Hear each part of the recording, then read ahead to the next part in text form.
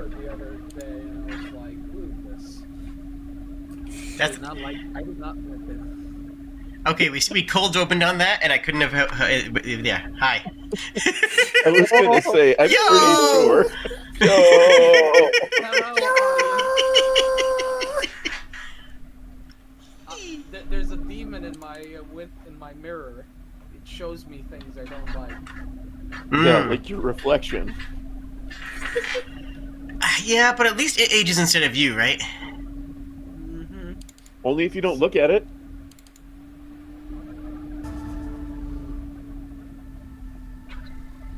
So, oh yes, I said to that, isn't it?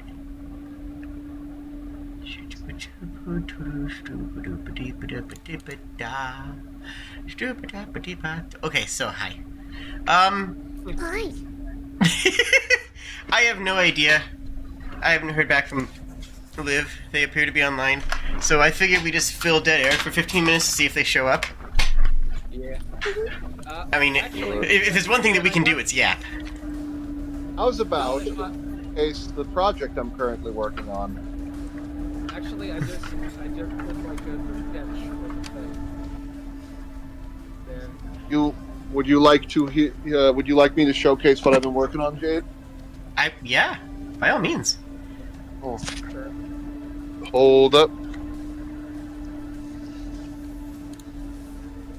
One moment. Oh, Also, That's Jade, not remind me during that breakfast, Magus' character just went full investigation mode during that, if I remember. I could be wrong. we Which had more. breakfast? Yeah, during like the breakfast scene. Oh yeah, no, that was fantastic. Just I one point, Rodalak is with the rest of the party. We're all eating sausages and bacon and ham. And then just Rodalak slams his food down on the table and says, "I need a chart." And got up and left and did not finish his meal. Honestly, that was my favorite scene of this entire campaign. Like, just you guys putting everything together and being like, wait a minute, this, but this connects to this. Wait, could this connect to this? Oh, but that would mean like that was just that told me that I was doing good at writing. That made me very proud, is what I'm saying. actually engaging with material. Yeah, actually made material worth engaging with. I very quickly did a sketch for the artist. Is that okay? Yeah. All right, I don't know if you can get my webcam on stream, Jade, if you want me to showcase this. Easily. Just Okay. just share it on your the way you did earlier, and I can have it on stream in like a heartbeat. I have it pre-configured. Okay. I made Soba do that one face. You'll probably recognize it, Jade. Mm-hmm. Okay, do you see it? Yeah. Okay, so what I'm working on right now is these are pieces to a television tabletop. I got a TV a couple of Ooh. about having a friend cut some wood. This is made out of pine that I'm now varnishing to look like my tabletop table in my house. It's looking a little dark right now. That's because the coat's drying at the moment. I just did a coat of varnish for it, and then I got to do a second coat tomorrow. But yeah, it's looking really good right now. This is my first time doing a varnish job like this, so it might not look amazing right now for its first coat, but the second coat's going to look real good. I just got to blow it down properly. And then I'm going to reconstruct it with like some machine screws, and I've got the handles already prepped out for it. We already drilled the holes for everything. Because I can't really show you the bottom side of these because I need the top side to dry off. I'm tempted. Yeah. I'm wondering if I should varnish the inside of it also, so that it stays consistently good looking. But nobody's ever going to see the inside of it anyway, so I'm not sure. I'd say save yourself the work. I mean, I got plenty of varnish to work with. I barely use I barely use the can. Yeah, I was gonna actually ask, like, this doesn't look like there's too many pieces. Varnish can also help protect from like future water damage and stuff. So Exactly. Mm. Well, we're making sure that we don't ever pour water on the thing, and thankfully, there's not really a cloud in the sky right now. If it was raining, I'll be in big trouble. I find it funny that, like, how many times did it rain when I was there? A lot. Yeah, I feel like I dragged my Eastern Europeanness over there, made it rain. That happens sometimes. Anyway. Alrighty, so I think this is a good enough state for it to be in, so that I can leave it out here for a little while. I just gotta wash off my brushes. Yeah, I might. I'm definitely gonna try and refine that sketch just a little bit more. I'll probably have Jade as like waiting staff or something, like putting down food. Although my only problem here is like getting her in the shot because of the fact that it's like it's such a relatively tight shot.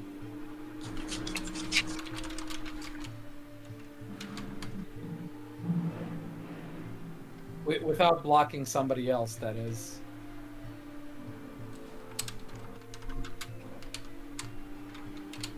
I kind of imagine we were in one of those like little booths. Lightly set. Queen the coat. Okay. That'll be something to do. You know, the like little U-shaped booths.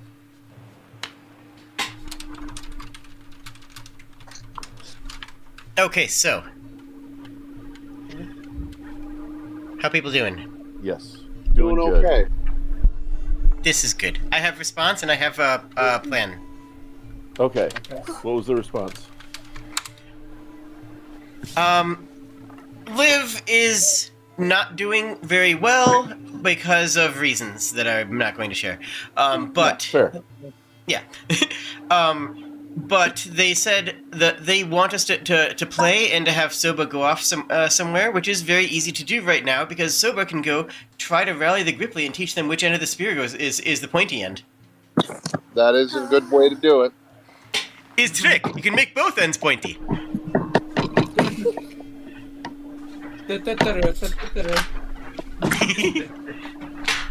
So I am going. To a point that's actually real too, because like a lot of pikes and spears had a sharpened butt end to drive them into the ground. Yep, absolutely. So I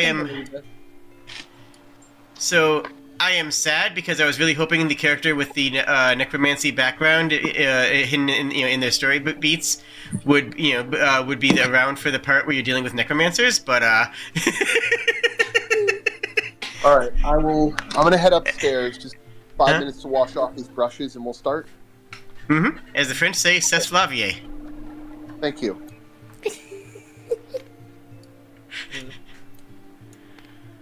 You see, the lavier is a citrus fruit with a thick rind similar to a lemon or orange. True.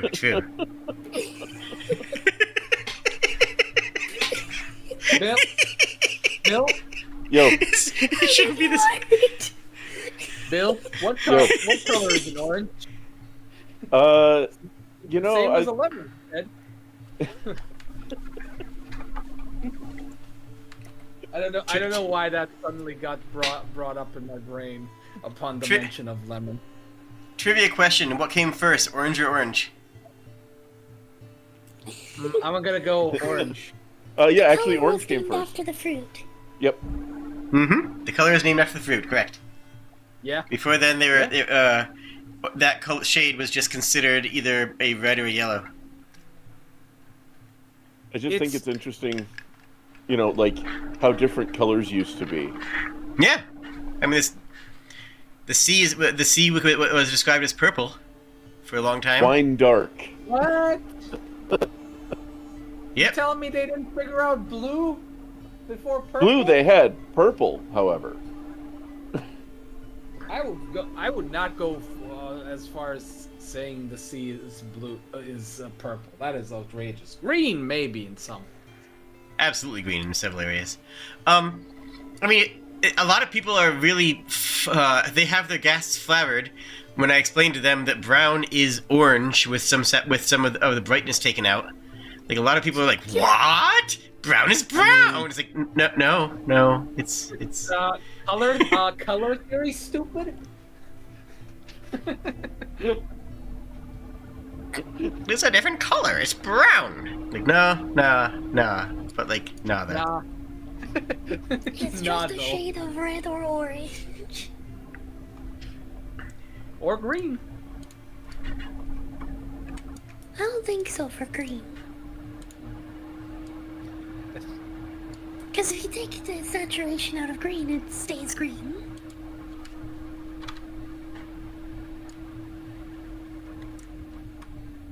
That's true. You can't get away from being green, which is why the great philosopher Kermit told us that it's not easy being green. It's true. It's true. True. Yeah, Just re- it's just darker green until it's black. Ain't easy.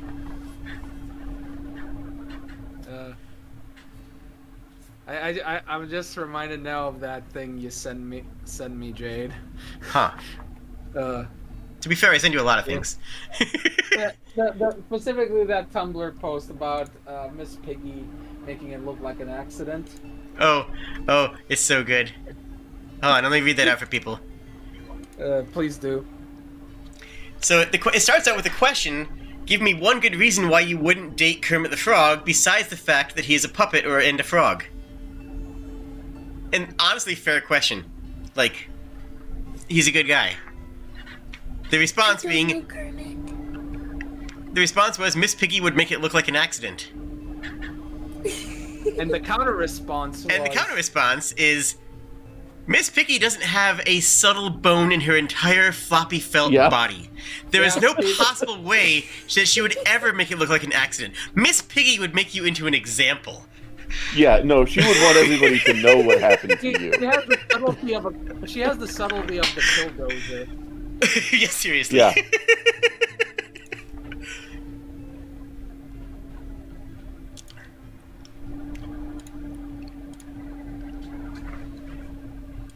It's very good, you see.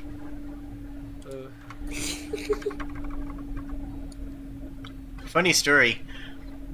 So, as you guys know, this campaign is very malleable and adaptive, but I have run the framework before with a group that did things that were completely different. Mm-hmm.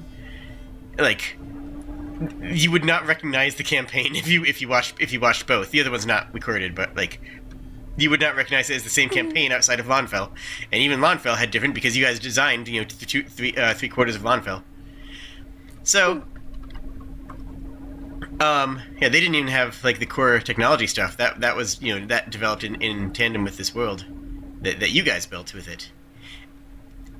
But one minor point of interest on it, that group also had someone with necromancy in the background.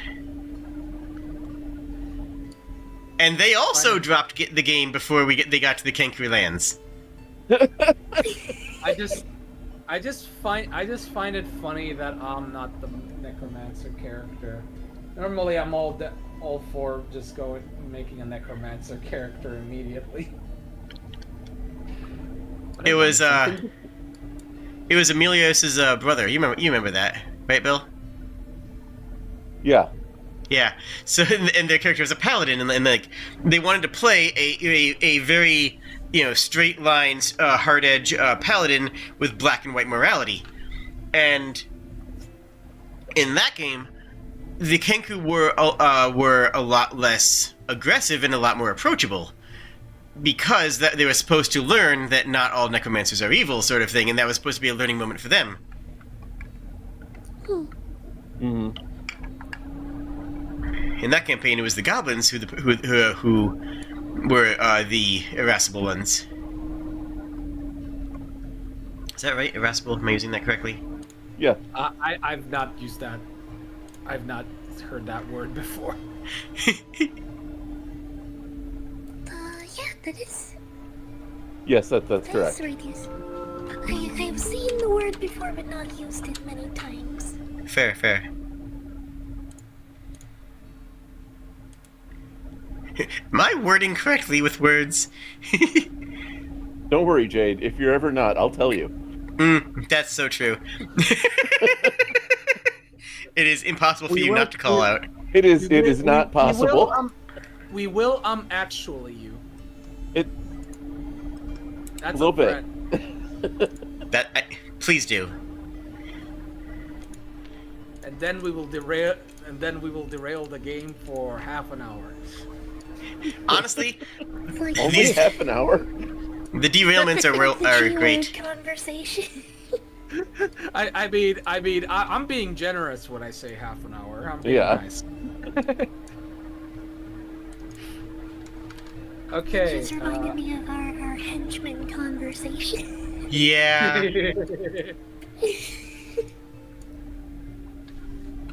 Are they henchmen or henchgoons?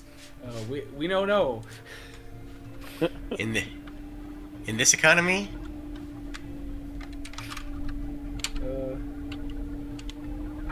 Okay, I have added Jade as the mysterious dungeon master.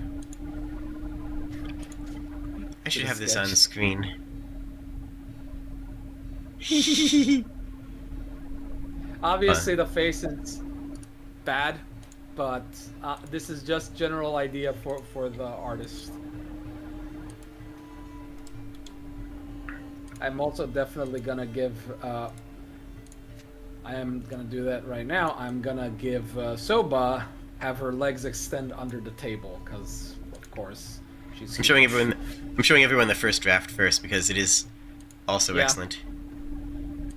It I will- personally like that one. What, the first draft? I like the first. The first one feels like it feels 1960s fantasy novel cover. Yeah, that's I love those covers. Yeah, you know what I'm talking about. Yeah, Yeah, that's what. You definitely want it to be able to say Elric of Melnibone on there, and have it make sense. And this one is fantastic, and very much in the character, but like,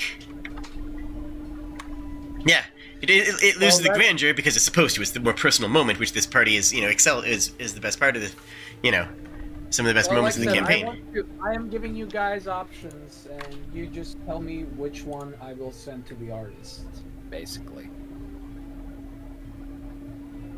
Just tell me which one you like, or what adjustments you want, and that's why I'm sharing now, because I have to do it now. Otherwise, it'll take forever. As I would have to message you guys individually again.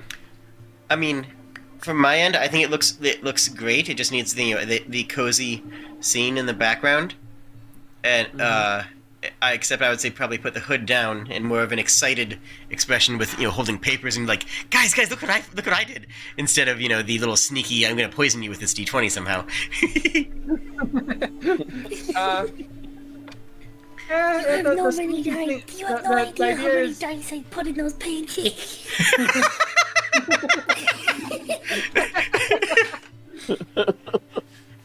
yeah, that might make a bit more sense. I'd say you're usually Sorry. the GM is depicted as like a character in the background or something that the characters can't see. So that's why I defaulted to that for you. I'd ask you to roll Constitution, but it's already ruling in your stomach.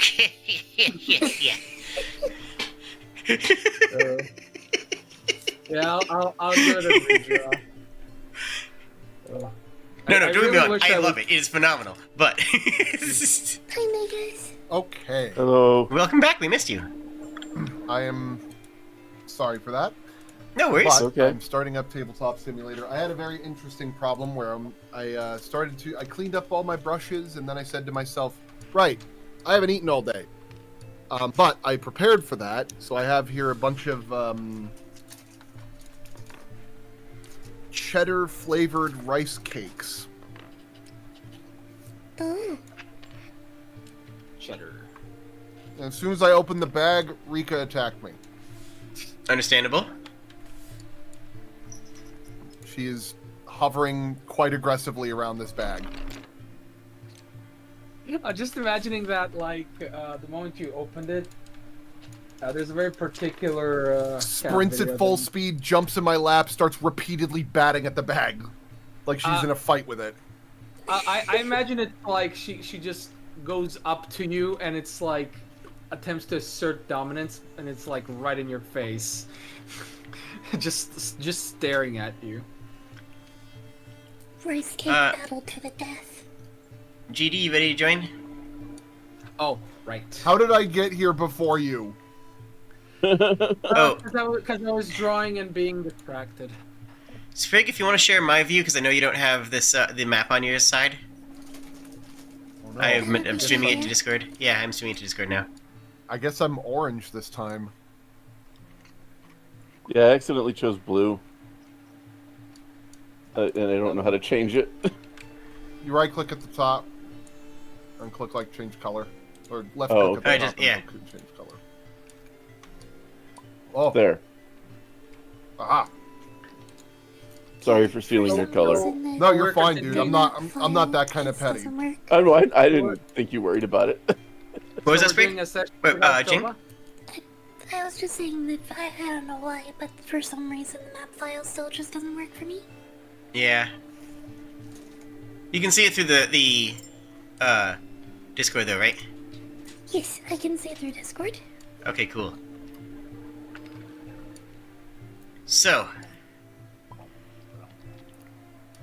there is the GD. As soon as GD's loaded in, we'll do a recap.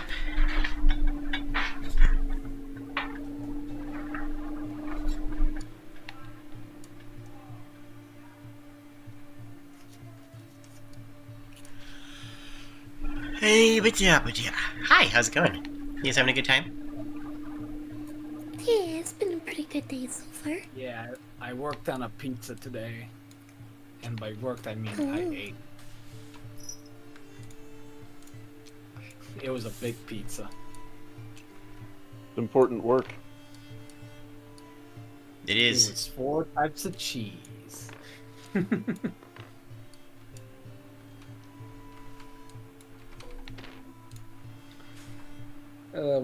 Week has been great overall. Like, had the house to myself, which is very nice. Just had to correct a couple of people's locations, and now the map is updated to represent how things do be at the moment is. So,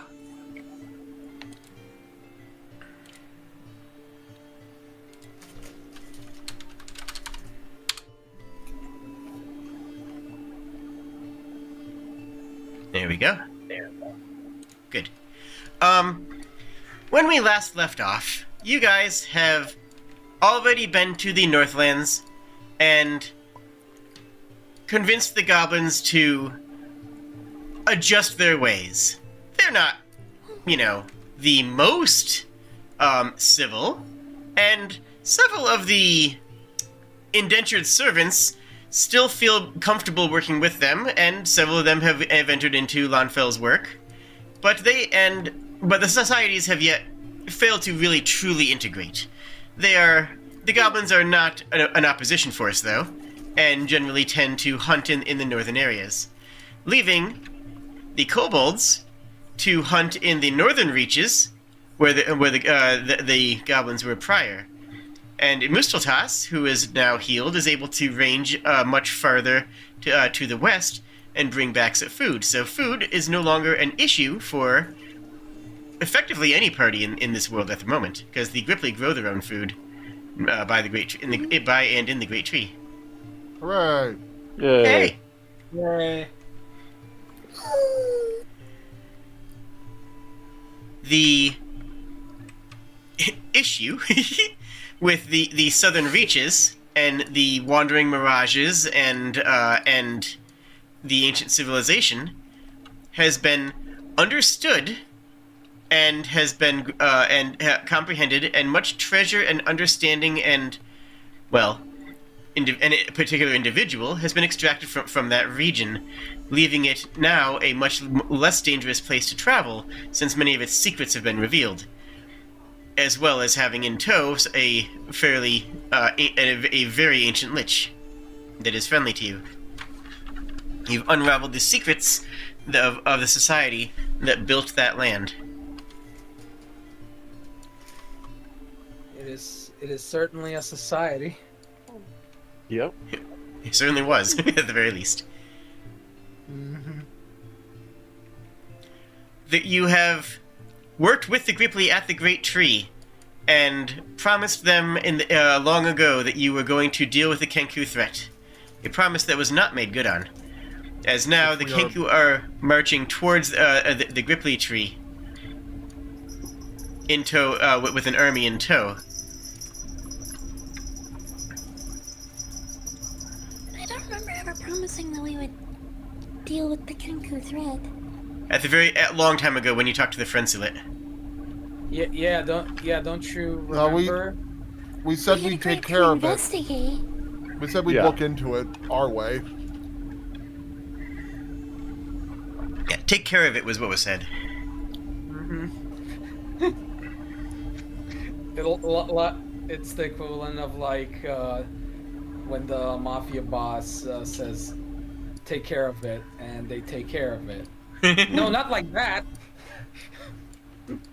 Will no one rid me of these troublesome Kenku?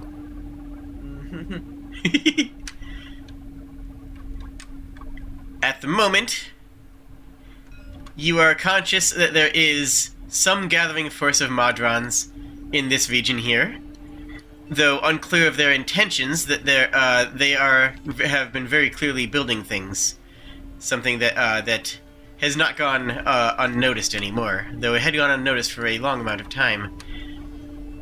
The more pressing issues await at the moment, but the Modrons are growing, and they are building, and the people here are just kind of chill.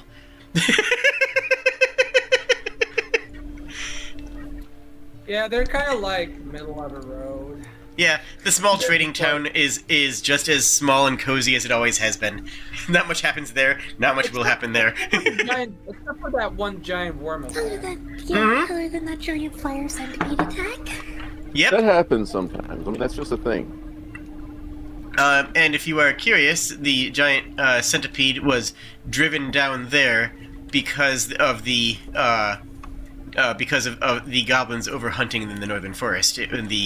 It came down from the mountains and kept on going because it didn't find enough food before it returned. If you cared about ecology or whatever, look, Monster Hunter is really popular, so like monster ecology is on a lot of people's minds. That's all I'm saying. The timeline doesn't seem to add up for that though, because the goblins had barely even agreed to move into the forest at that point. That's because In like a day. no, the kobold. I'm sorry, the kobolds were hunting this because they couldn't compete with the goblins north. Yeah. Ah, there you go. Yeah, sorry. The northern forest was being overhunted. The takeaway. You are absolutely right though. The timeline is correct for the event, but not the why. Yes, it was not. It was because of the goblins, but not directly, I should say. They weren't the ones hunting down there. And one thing that is happening off camera is that in order to assist the Gripply, Soba has decided that she is going to go off and directly teach the Gripply how to fight and try to muster at least a little bit of resistance before the Kenku arrive, and has thus taken off with her. What was the name of the beast? Kitty. Kibby. Yeah, I'm pretty sure it was just Kitty. Okay, I wasn't sure if that was a nickname, and I was just forgetting the actual name. So, okay, Kitty. And so, Soba, Kitty, and a couple of the townsfolk have gone off in an effort to at least make a performative defense of the land. You all, at the time of leaving off, are in Lawnfell, next to a large resting dragon who has agreed to take you wherever you wish to go, and a very old Gith who is currently looking very curiously at bracelets and asking questions about what kind of stones they are. I thought we dropped the Gith off at Landfell. You're at Landfell now. Landfall. Yeah. Oh, okay. That is not where I thought we were, based on memory. That's why I put you guys here. Okay, I'm just double checking here. Mm-hmm. Yeah, you went there after meeting with the Musteltas in her domain, or meeting with she had a name change.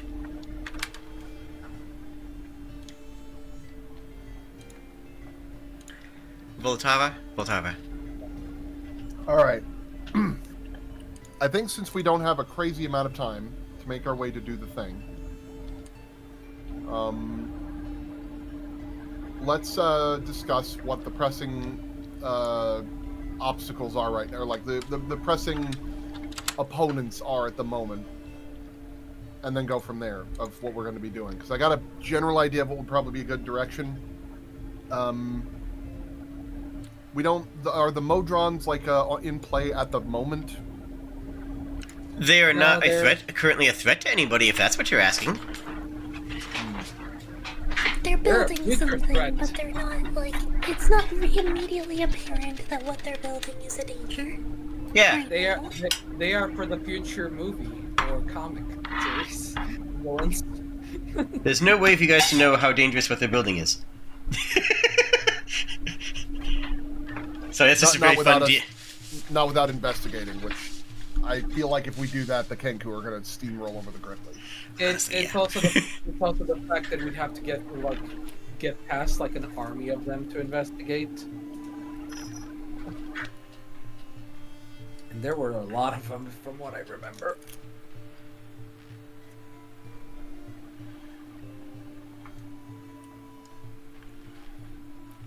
So No.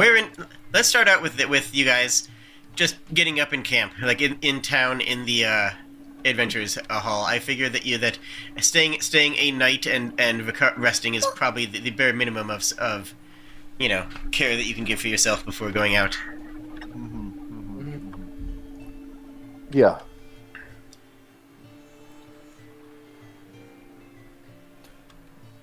Okay, so the thought that I have to at least discuss is let's assess what the most pressing matter is right now, which I assume is dealing with the Kenku army. Are we in agreement about that? Yeah. Yeah. Okay, so what do we have at our disposal to address the Kenku issues? You mean As I- besides the giant crab? While everybody's like eating and enjoying their meals, Rodolak already has the whiteboard out. Pulls out one of those like long telescopic pointers. And he just has like a bunch of crudely drawn sketches of like the various sides that we have, because he's not his expertise is in calligraphy but not actually drawing. Okay, but I'm picturing like the breakfast nook and the whiteboard, but like someone's cot is in between the two and they're still sleeping. I don't know why I have that image. I like this idea that he has that Rodolak has like this tick where like this like little habit where like he taps the table in front of him when he's like doing like presentations, and because it's just the cot in front of him, he just keeps smacking and tapping the guy that's sleeping.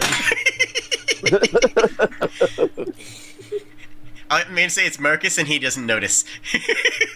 So just assume it's like. So the issue is now, the nature of the combat that we're going to be dealing with, is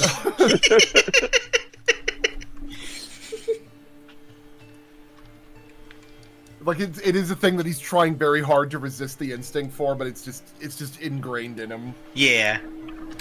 Yeah.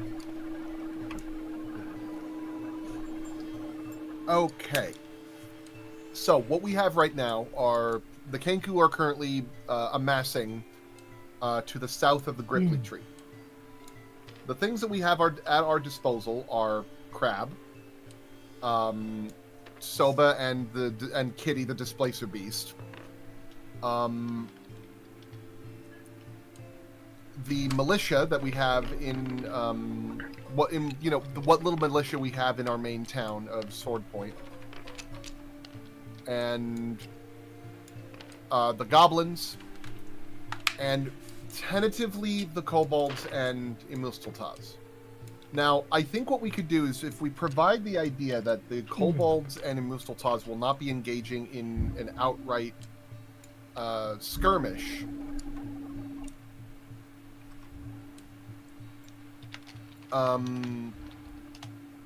that might be our best way to encourage the Kenku to disengage. We also have okay. Sorry, We I just also had have to. an undead army. I just had to adjust the proportions because, you know. This is the actual Kenku. This is the actual Kenku tactics, of course. Oh, okay. Yeah. Yeah. Tracks, They right? have, they have a skeleton bard. Of course they do. They have a skeleton bard. What ears shall doth thy songs of battle meet? Birds have really good hearing. What are you talking about? Insert Evil Dead reference. Birds have excellent hearing. The skeletons don't. And rhythm. And rhythm, true. Yeah, but they need the motivation. They gotta get their bones moving. The skeleton only knows one song, and it's the MIDI cover of Miserloo. Anyway, Look, I could have used this if I could have used this. Be thankful, okay? I know I do. Oh, that is so much worse than the Evil Dead one. The trombone. Actually, the Evil Dead one had the trombone. The Evil Dead one also I had have- a bagpipe. I have Oh, several you mean this questions one? about how they are Oh. producing noises from this. They It- don't it have fi- lungs. It fires spooky, scary skeleton like a bass cannon. Actually, to be fair, in Evil Dead they were called Deadites, so I don't That's think true. They were Deadites. So I don't think they were full skeletons, but skeleton enough. Completely different. Oh, and there's Anyway, one other. The other thing that we do have at our disposal is the king, who might be able to convince the Kenku to stand down if they have the instinct still ingrained into him. Is the king with us right now, by the way? He would be sleeping at the inn rather than in the adventurers hall, so you could certainly go grab him, but no, he's not currently with you. Okay. Didn't the man could sleep probably- enough? Well, okay, it's 4-hour meditation if you prefer. Yeah, then in that case, he's probably in the okay. library, actually. I would either way. Like, we could probably ask the good king if there's any things that he remembers that they used to do to train the Kenku. Maybe it's a genetic memory or something along the lines of that. Still clicker Wait. trained. Maybe a little clicker training. No, I love this. So, I also love the idea of the king catching up on modern literature with the Goblin Book Club. yes. I Oh, mean, God. he without magic, he can read it about as well as they can, right? The dreaded clicker, like he hits it twice, and the birds just regress to a pre-civilization state. All right. So what do you think? We could. I don't know how amenable in Mistletoes would be to having the kobolds just show up to show big numbers. So, just for recapping purposes, Mistletoes has agreed to fly you out there, but does not and be an intimidation tool in your pocket. But Mistletoes does not want to fight the Kenku because she is afraid of them. I understand that. She suffered half of her life under a Kenku curse, so you know. Logic and reasoning is not going to dissuade that. I understand that. Sorry, I just wanted to clarify that. Yeah. The idea would be that we would potentially be able to convince them as like an intimidation force. Our objective in this engagement is not to start a battle; it is to stop one. Because, as he looks over at the rest of you, says, we do have a potential coup de grace if we need to do so, but we've been holding it in our back pocket for a good long time now for the reasons of which we haven't decided on what we would want to best use this for. Best case scenario, we go down there with a big dragon and some goblins and kobolds and some militia, and also the full front force of our investigative committee, which I imagine the Kenku would not be too pleased at dealing with us. And they agree to a parley, and we start peace negotiations. Worst case scenario, we pull out a greater wish.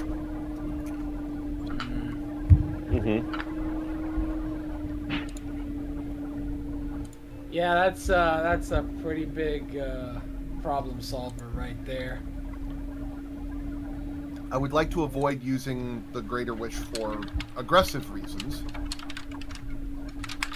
But the other side of it that I want to ask the rest of the party here, do you feel it would be good to inform the good king that we have access to this greater wish?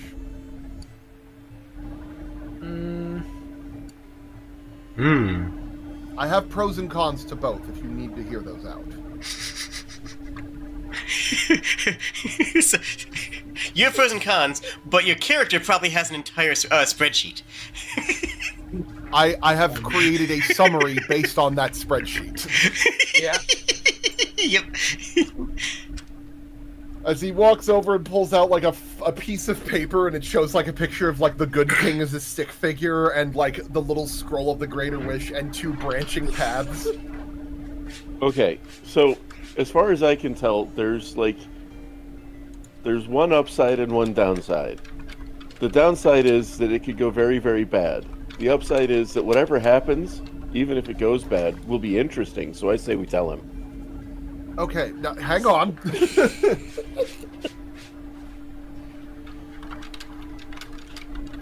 I mean, Like, just as Kaz says, like, oh yeah, I say we tell them, just Rodolak's like, hang on, I have my presentation. So, on the plus side, the good king is the most informed about what was the intended function of the wish for the Gripply and possibly even the Kenku. He might be able to have a solution for what would be a good compromise for both sides. So it could be a matter of just escorting the king, we do the great wish there, and everything's all hunky-dory. However, as he swats the whiteboard with the telescopic stick, pointing at the other side, where it shows a stick figure of the king cackling madly, holding the greater wish in one hand as the Gith kingdom is restoring behind him. On the other side, he might really miss his old kingdom and then cause a time paradox if we tell him about this greater wish and we just all end up in Gith Empire land. we could just inform him that we discovered the existence of that greater wish spell, and just tell him that, oh, it was stolen, but we know it was there, or something like that. As a knight, I do not like to, well, as a knight in training, I do not like to lie, but sometimes it's warranted. So you feel it's important for us to tell him the truth about the existence of the greater wish, but lie to him about the fact that we have it. Yes.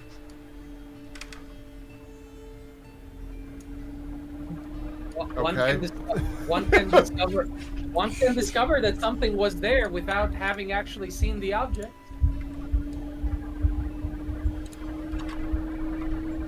Is that not what investigation is? No.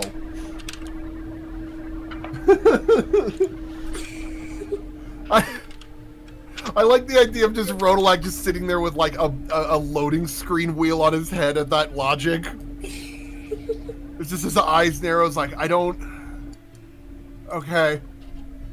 Alright, so our options right now are option one, we don't tell the king about this and maintain this as a last resort. 2, we do tell the king about this uncritically and just let the chips fall where they may. Or Flicker's plan of telling him that we have telling him that the scroll exists, but not telling him that we have it. He kind of like draws out like step 2 ? Step 3 profit. I mean, a good enough liar can extract information like that. Right, but what information would we be extracting from the good king about this? Well, basically, like you asked, what we discovered its existence and where it was, but not what the purpose of it was. Like, did they have a plan for it, or like we discovered it in like that nursery? Was it a nursery or was it a vet office? Like, basically, I forgot. But I think. Yeah. Yeah, it was basically a bit.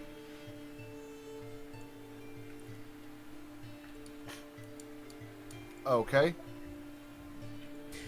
My experience with powerful magical artifacts is that usually it brings untold devastation if you don't have 100% certainty of what you're using it for. Exactly. This is why most people prefer the simple wishes, like being rich or being huge. Okay, what if we wish that the Kenku and the Gripply fall in love? He says, yes, that brings me to chart 3 as he opens up. Okay. As he opens up another page, and there is like at least like 60 possible outcomes of various wishes that we would possibly grant.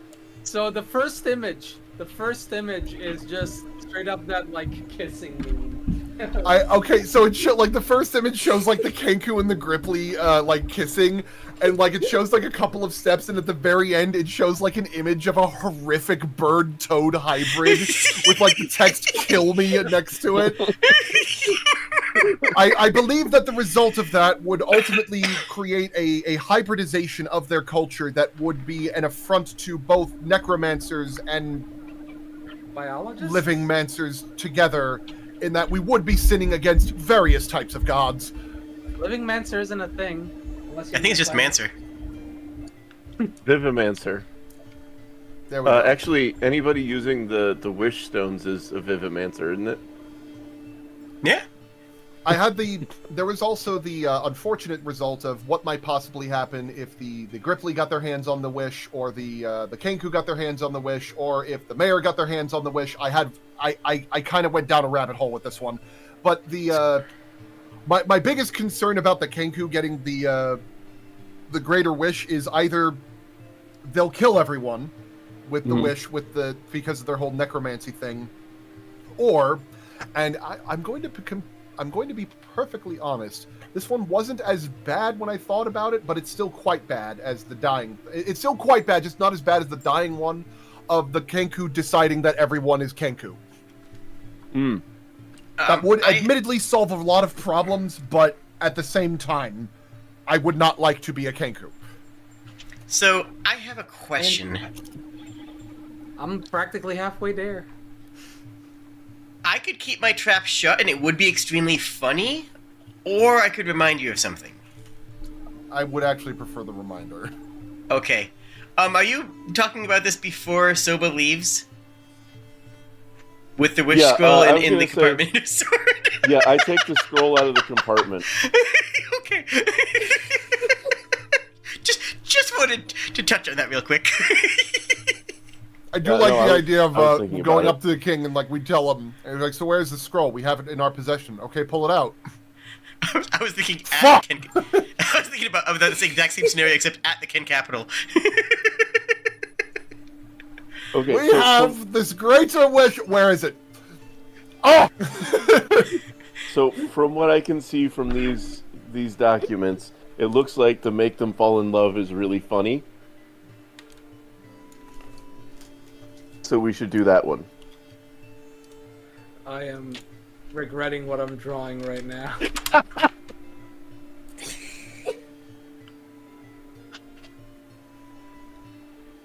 Yeah. But at the same time, I'm not. Never regret things. Only post. I mean, that's why I posted the bird frogs in the Discord. Oh, oh dear. Oh, I do not like this. Eh? Oh yeah, those are good. Bird I like them. frogs. Bird frog. Oh. They're Oh, they're no, not those the are perfect. worst. They're not the worst, but still. Oh, I hate Just- that. They're just like little dudes, come on. I hate that so much. I like the first one. Oh, it shouldn't be. This is not good what I'm drawing, but I'm doing it anyway.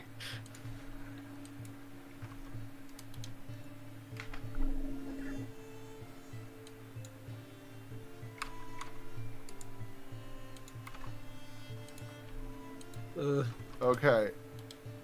All right, so we've discussed possibilities about this. Is he like he's going down like some of the list of like the possible wishes that might end up happening depending on who has their hands on it. Yeah. One of which with Soba, what's funny is that among the list of all the different people, like there's at least like 7 or 8 options for Flicker. There's at least 30 for CC. There I'm is, insulted that Flicker's only 7. but then like when it comes down to both Cass and Soba, there is only one option, and it's a forked branch that merged together, and it just says Giant Soba. I I did feel like the picture. Cece's opinion on the wish scroll has been pretty clear from the start, though. I did the picture. You can't really... How dare you? Why would you do this? Oh, Hold on. For the memes. oh, I hate Thank- that. Thanks, I No. have to show I have to show everybody.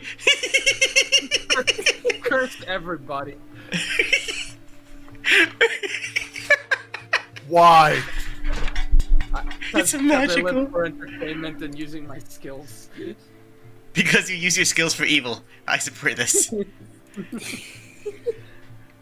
I just Okay, didn't know so- how to I just didn't know how to do the frog, so the closest I could think of was like give it like the underneath mouth bloat.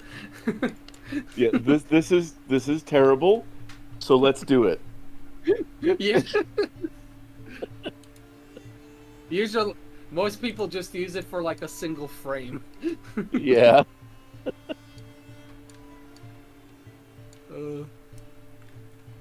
Love wins? Question mark.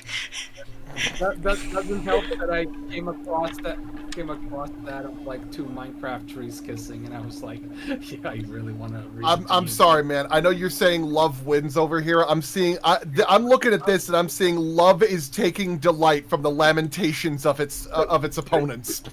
I mean, yeah. Yeah. I mean, I it's mean, not pride. what is It's not pride right now. It's wrath.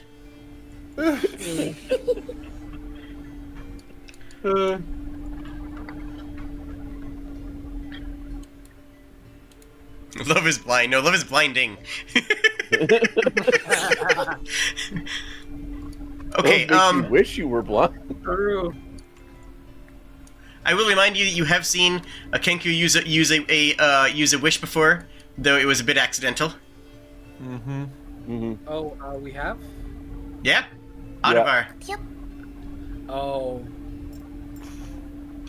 has a different type of undeath in that, unlike the rest of the Kenku, Adavar cannot die because of it. Mm-hmm. Which is a mark of shame in their culture.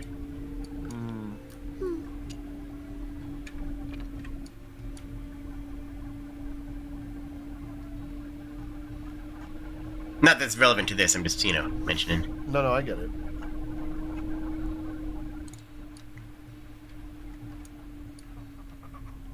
Alright, so, Alright, round the table. Do we want to tell the good king about this and rope him in on this, discussion?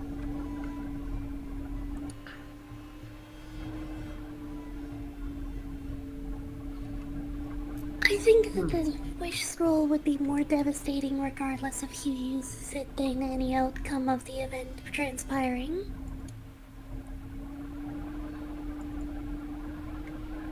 We could also just mention, like, we know somebody that has the scroll.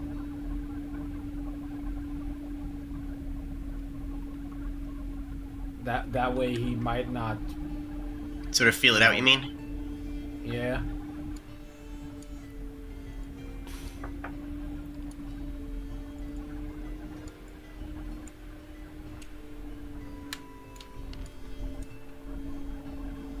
Also asking him, like, even if he might be disingenuous, we might be able to see if get a feel if he's lying to us about the answer.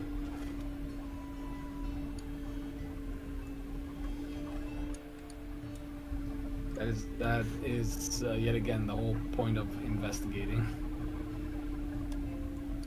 I mean, we've got enough information based on what we know about the guy that we can actually infer for at least if he, like what he might want to do with it. It's just a matter of, do we tell him at all?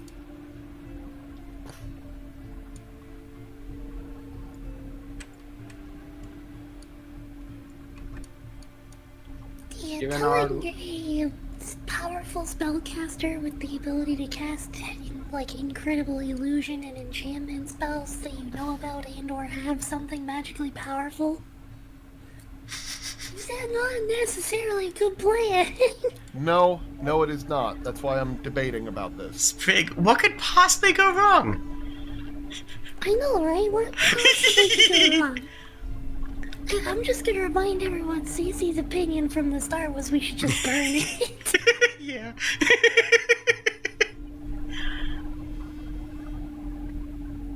Flicker is too much of an opportunist to go with that line. Cece's had trauma. Yeah. A wish spell especially is like world-shapingly disastrous almost every time that they're used, so it's... But it's a greater wish. That makes it better, question mark?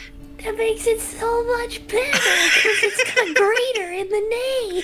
Yeah, see? Yeah. That sounds like a Flicker joke right there. But it's good, though.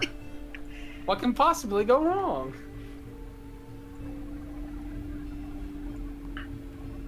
You just have to make sure that you are very specific and very clear.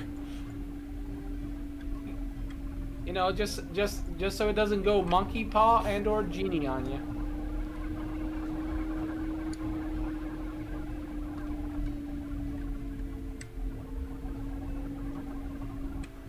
Which we should have that many problems with. He looks over at, like, Rodelac. Are you asking me to pull out my next chart, or... No, you can pull it out after when we get there. With the I wish feel thing. you understand the portability of my charts. I don't know if you understand the portability of my charts here, because he's like looking at the easel up and down, and you're like, yeah, bring it with us. And he's like,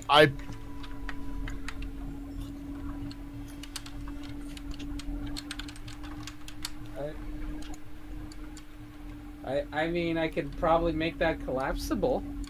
Mr. Friend is a heckin' lad.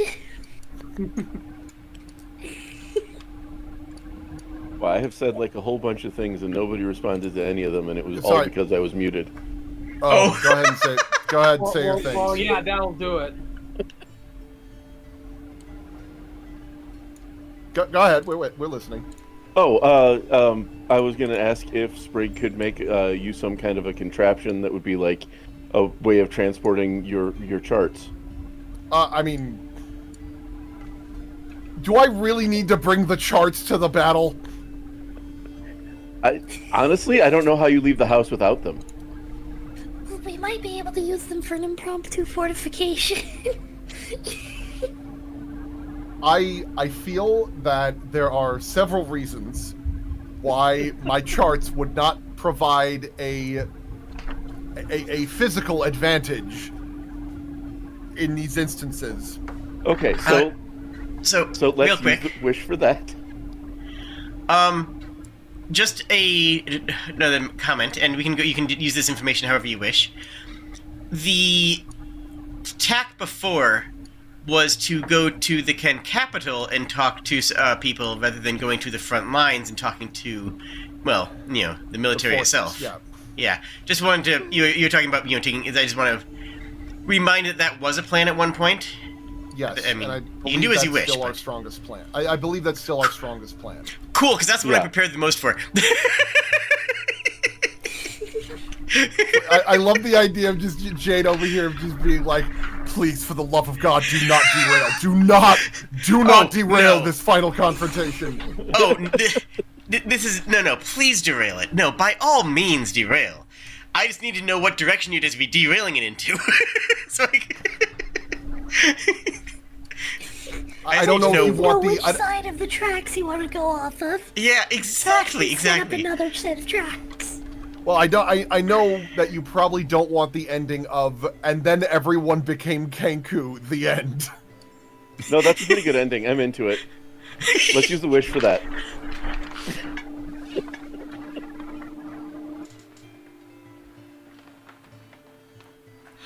Just reality altering. Everyone is birds now.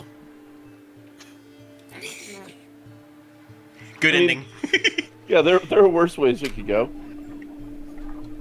It's kind of like a horrible cataclysmic event of like one of those like Thanos snap type things, but instead of a person falling over and turning to dust, they just fall over and turn into a murder of crows. They fall over and turn into bird. I'm just imagining like that one of the endings from Evil Genius where you have the minion ray where everyone just turns into a construction worker that works for you. Including outfit.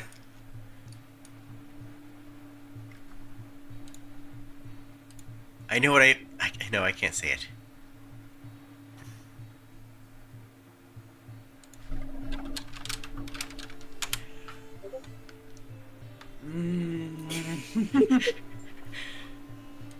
I heard the Discord boop. It was like, you sent it to GD to say it. Yeah. I Yeah, did. you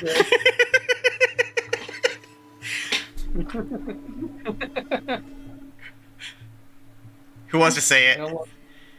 Yeah, I really want to say it, but do you want me to say it? If it'll fulfill your image, I don't mind saying it. It's a tangent, anyways. I don't care, but I had the thought I had to inflict it on someone. Well, I'll pass it on to everyone else so that you are in my comparison. Fine. The goon It's a gun. ray that turns everybody into your minion. It's the goon gun. Yeah. Oh, Oh, dear. Are we all happy now?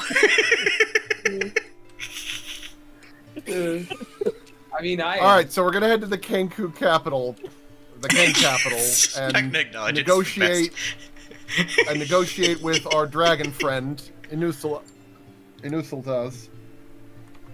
Shall we bring the good king along with us for this? yeah. Yeah, the king has to come over for the negotiation. Absolutely. All I right, just want to see their faces when they see a really, really old lich. I have one last potential idea here. Do we have any possible way to prove and or relay to the Kenku capital, to the people at the Kenku capital, of what we accomplished with the blood geyser, in case we need a show of force that, oh, we can totally blood geyser. If you need us to blood geyser, we have the capacity to blood geyser. I could make another if that's all you need. Yeah. You're asking what you can do for a show of force. Mind you, you're showing up with an Elder Iron Dragon. Yes, and I'm just going to point out, if their first response is, we could just curse the dragon again, That's Yeah. fair. No, that's we need actually to have so a fair. backup plan. Yeah. I bet we could break that curse with the wish. We might even make an uncursable dragon. Okay, it's kind of hype, actually. An uncursable... You have a scroll of I permanency. look- You could cast growth on Velasta.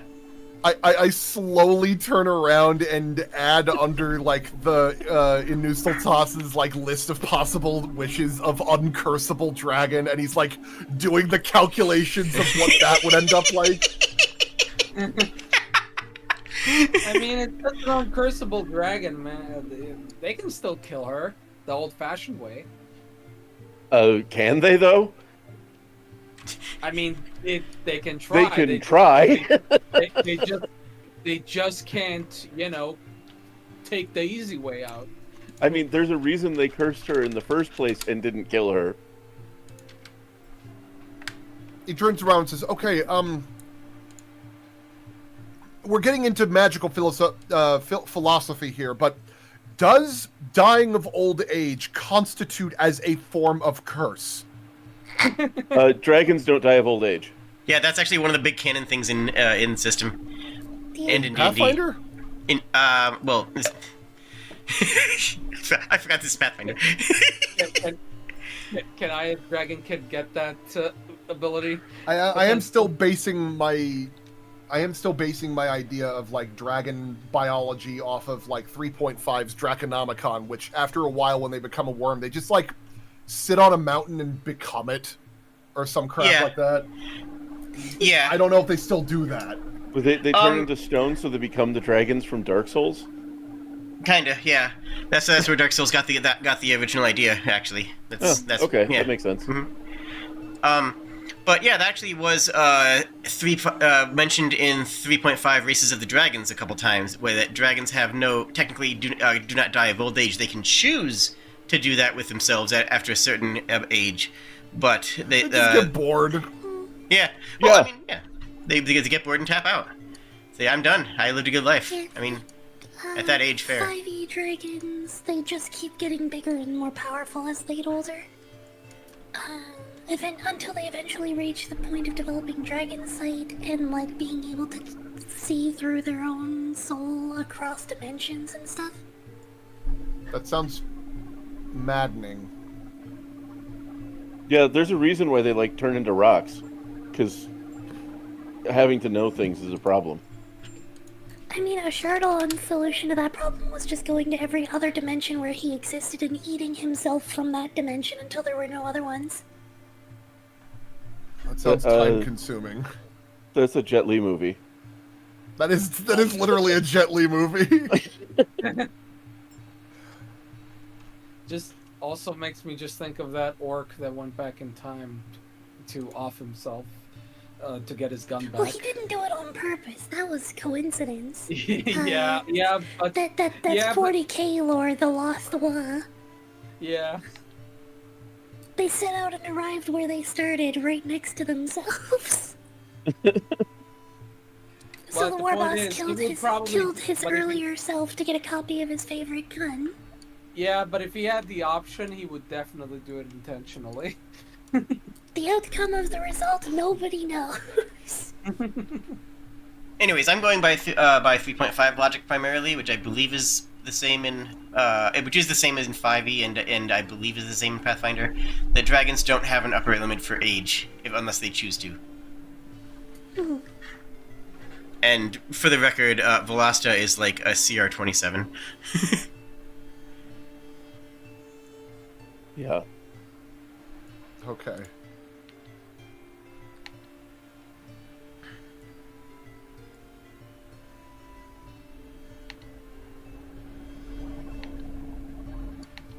He's just like slowly writing it down.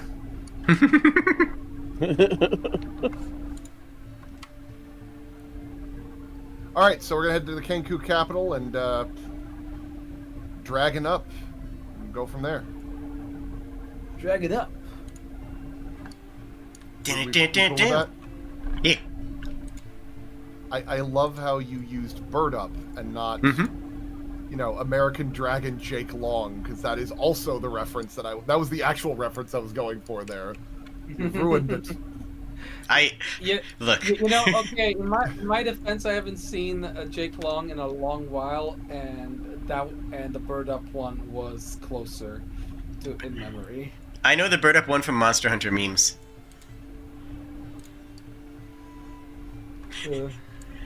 I can just Okay. feel the disappointment in the chat. I can just feel it radiating off of you guys. I guess I'm just old then. I'm older yeah. than you. Yeah, I was gonna say, the reason I don't know Jake Long is because I'm too young. I just haven't seen it in a while. That I have other things because I've actually watched that show, so it's lower on the totem pole. But, okay, so like, almost like you're like you are actually in the dead middle of the age range of this group right now. Without Liv here. Yeah.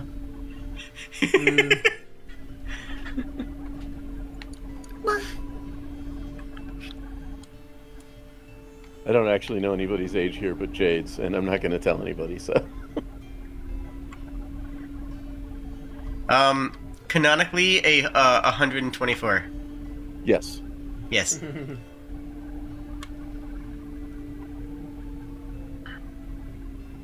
So, what are you doing? And I know this has all been, abstract plans, but let's shift back into character and ask, what are your verbs and whatnot? What are my... What are we verbing? Yes. So Rather than we go to the capital, it's, hey, Musteltas, how you doing? Hey, Velasta, how you doing today? Yeah. In character stuff. So me and Kenku will Is prepare that bomb for the blood geyser. Should we find one nearby?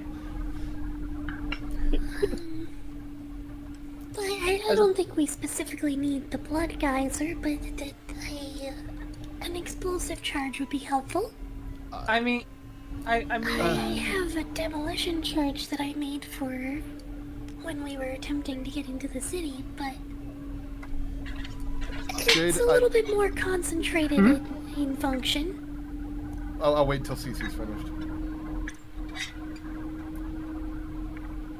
I had a bit of an unfortunate misinterpretation to what you had said that rocketed off into a wild hypothetical. I need to get it off my chest because it's burning a hole in the back of my head at the moment. Of a group of people coming together for a congregation, and a Victorian adventure comes in, and everybody's asking the usual questions upon meeting people. You know, how are you? What is your profession? What are your pronouns? And the Victorian adventurer tosses down the wine glass and goes, "Pedestrian! Tell me your verbs!" I love it. That's fantastic. What are your verbs? If you're ever at a networking event and you want to send somebody into a mental spiral, ask them what their passion is, and then when they respond with their job, say, no, what are you passionate about? What do you do? And this, if they're not a creative, you can just watch them spiral. It's fun. yeah. I really want to go to a party with a bunch of people who have a wild prism of pronoun possibilities, and instead when someone says, "What are your pronouns?" and then I said, "Balderdash, pedestrian question, what are your verbs?" Yes, do it. Do it. I had a friend describe someone that they know where they just sounded like the most. How do you pass the time? And the answer is nothing person that I've ever heard in my life, and I couldn't believe a person like that existed. Because everything I asked her, like, no, nothing, not even books, and yet she was like, yeah, she doesn't even like read books. She just like goes to like medical school and stays in her house, is what I have remember. And I was like, I can't believe a person like that exists. I have to ask, Polearms, is your hand on your mouse? Yeah. Stopped. Oh, okay. What's happening? Your mouse in the game, it was just jittering, like it was like just a little tiny bit. It was just like this for like the past like half hour, and I was like, "Are you good?" I know like that, exactly what's happening. Oh, you're playing a game with mouse capture, and so it's okay. Ain't you? You have a game with mouse capture open? Yeah, a little bit. Yep. Little bit, yeah, fair. Yep. Wait, hold on one second. I just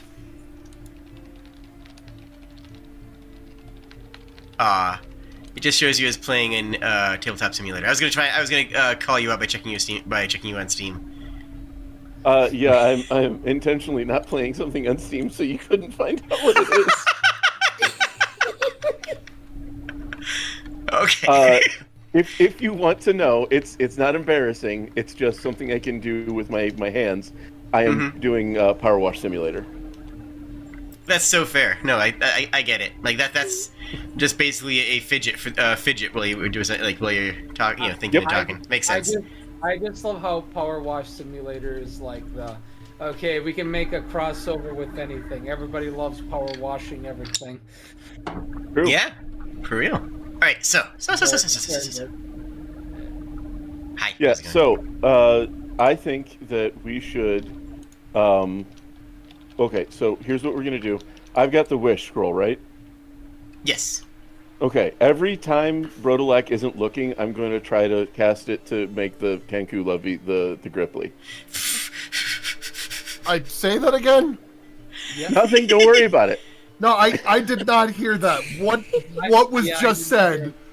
Yeah, what was just said? I said every time Rodolak isn't looking, I'm going to start trying to use it to make the Kenku love the Gripply.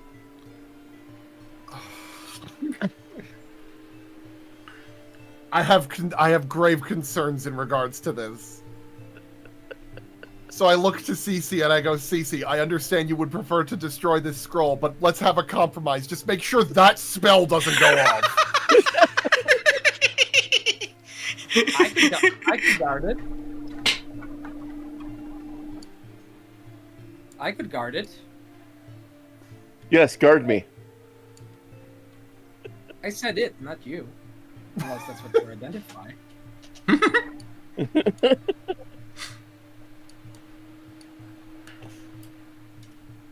I could put it in the preservation box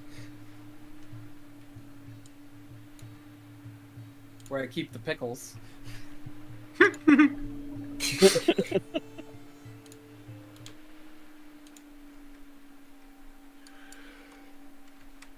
Okay, Right, so let's go ahead and go to this thing.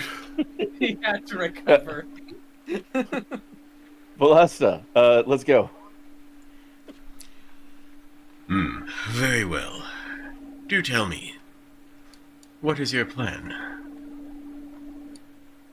Well, they don't like my plan, so Rodolak, what's your plan? So the plan is that we're going to be going and giving a show of force to the Kenku capital with the explicit intent of offering peace. At the very least, we could be like, we don't want to be trifled with. We do not want to end their grand liching and all that stuff, but we will if we have to. As I look, and I look to say, hey, do we have a the good king's going to be coming with us, right? Yeah. Okay. You should probably go collect him. Yes, we'll be doing that.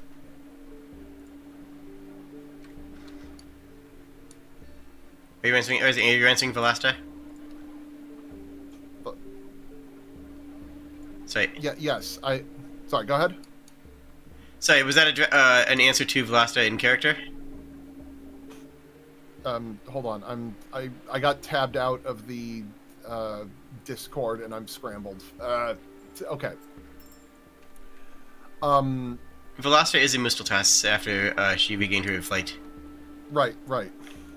It's fine. Like, Sorry, don't stress about dead naming like a bloody dragon in a TTRPG. But I'm just saying that in case you were confused about who I was talking to. So it's Velasta now. Yeah. Just to keep track. Okay, so we'll have Velasta coming with us, as well as the Good King. That is two major forces that we'll be able to discuss negotiations with. I have one last thing that we should probably consider doing. We should have one of the members of the Friendverate from the Friendsealet? Kenku from the. I'm sorry, what? Friendsealet. From the Friendsealet of the Gripply accompany us. It comes from the word councilate, but yeah. I understand, and I took the one from Triumvirate.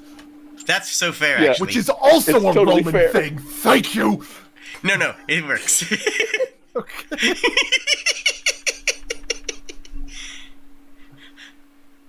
How dare you get your Roman scrambled aphorisms? Okay.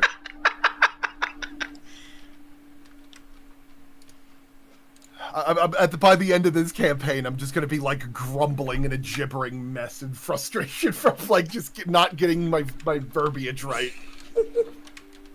All right, we're gonna. So we should have a member of the Gripply, the Dragon, and the Good King, and us, which we are representing Knife Point.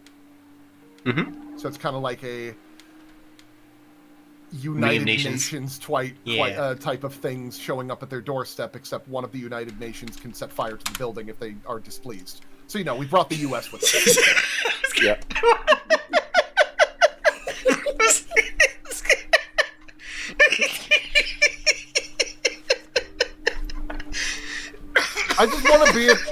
I really wanted to be at the meeting of the UN when they all came to their consensus together, and the U.S. managed to add a rider in the contract saying at any point we're allowed to toss up our table in frustration and leave the room, and there's nothing you can do about it. And the rest of the UN says, well, when is the U.S. ever going to do that? Seriously. Oh my God. Anyways. Yeah. Moving on. We're heading to the Kenkupital. That sounds like something I'd bring up. I'm shocked. All right. Okay. Hold on. Let's head back into character though. Yeah. I'll just So what is your plan? Like I heard your plan. This is how you were explaining it to Velasta. Yes. This So is I say the to difference. okay. So I have provided, as he walks over and he has like 6 big pieces of paper that he sets out on the floor. It's like, so that way you don't have to bring out your dragon glasses. Here is the plan. As he is walking like a good distance to each like step on these large pieces of paper. Oh, are you gonna go grab the Good King first? I go and do that. Yes. Okay, we've sure. got the Good King also. And he says, all right, step 1. We are going to be going to the Kenkupital, the King capital, as it were. And we are going to demand parley. We'll be having one of the members of the Friendsealet from the Gripply accompanying us as a ambassador, and we're going to be discussing peace terms. Seeing as that all of you are major figures in this land, having some peace accord to discuss about being able to help them settle their differences. I assume, yes. I'm not sure that I count as a major figure at this point in history, I'm afraid.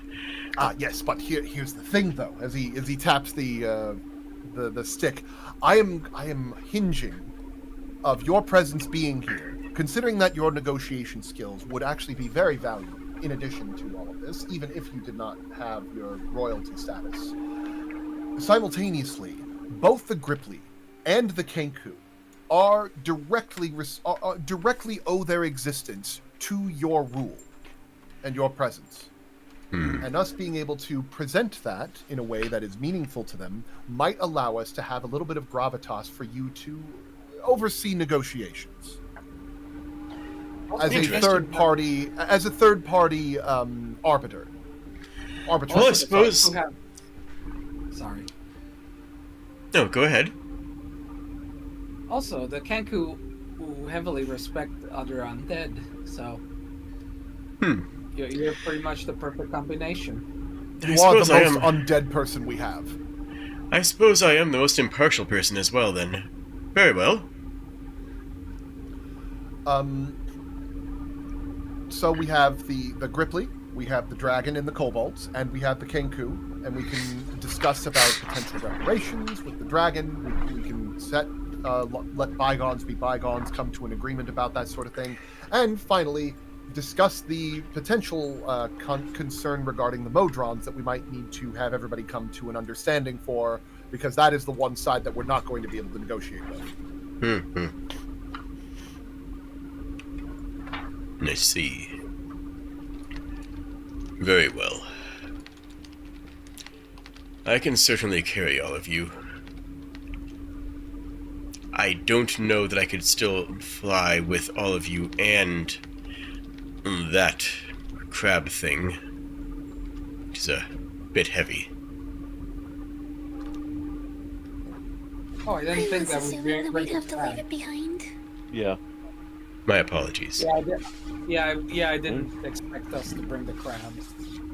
I don't think we're going to bring the crab. Very well. All right then. Yes, I think it's a good plan. As good as any I've heard. Very well. I have little enough to pack and am ready to go immediately. As do all. All right, then. Now, we're going to try and do our best to avoid any confrontation while we are at the Kenku capital, if we can. If the situation does come up, well, we have some potential solutions in case they decide to get a little bit peckish. He waits for applause. He waits for laughter at the pun, but none comes. He goes, all right, then. Tough crowd. Again, I will deliver you, and I will attend this council if it is. Though, I do not wish to fight in the heartland of the Kenku. None of us do. None of us want to do that. If that's happening, everything has gone wrong. Yes, this is not. Yes, this is far from our preferred outcome. Worst case scenario, we whip out the blood geyser. Very well. I shall bring you over to the great tree first. With a quick flyover, rather. Yeah, to grab one of the Gripply, The Friendinati. The Friendinati. Velocita starts traveling south first, just so you are in eyeshot of the Modron camp. I would like to make an observation and trigger my "That's odd" as we glance over it, because I want to do the "That's odd," and then I want to do a what do you call it? Do we have an insight check in this? No, we don't. It's all perception. It's all perception. Yeah. All right. I'm not using this system again. It's fine. No, I mean, like, I'm not bothered by this system. Like, I like some aspects of it. I love being the investigator. It's very strange. It's a very cool class, I gotta say. And I know the summoner class is pretty cool, too. I love the fact that it's a class that very heavily discourages you from being in combat. Anyway. The inventors so are cool, make too. That roll. That is a 2. It's not a lot. Nope. But I can use I'd like to do assurance. Mm-hmm. That means I take 10. So that is 21 instead. And tell me exactly what you're rolling for. Like, with more detail, what are you looking for? You know what I'm saying? Yes. What I'm looking for is, are they constructing a ritual site? Or are they constructing some, like, what, if they are constructing either like a structure, what structure they're building, or if they are constructing what appears to be some kind of ritual?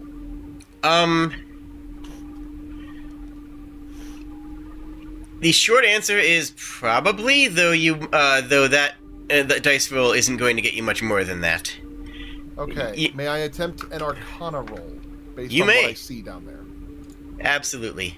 Any one of you can, with roll whatever stat you desire. Okay.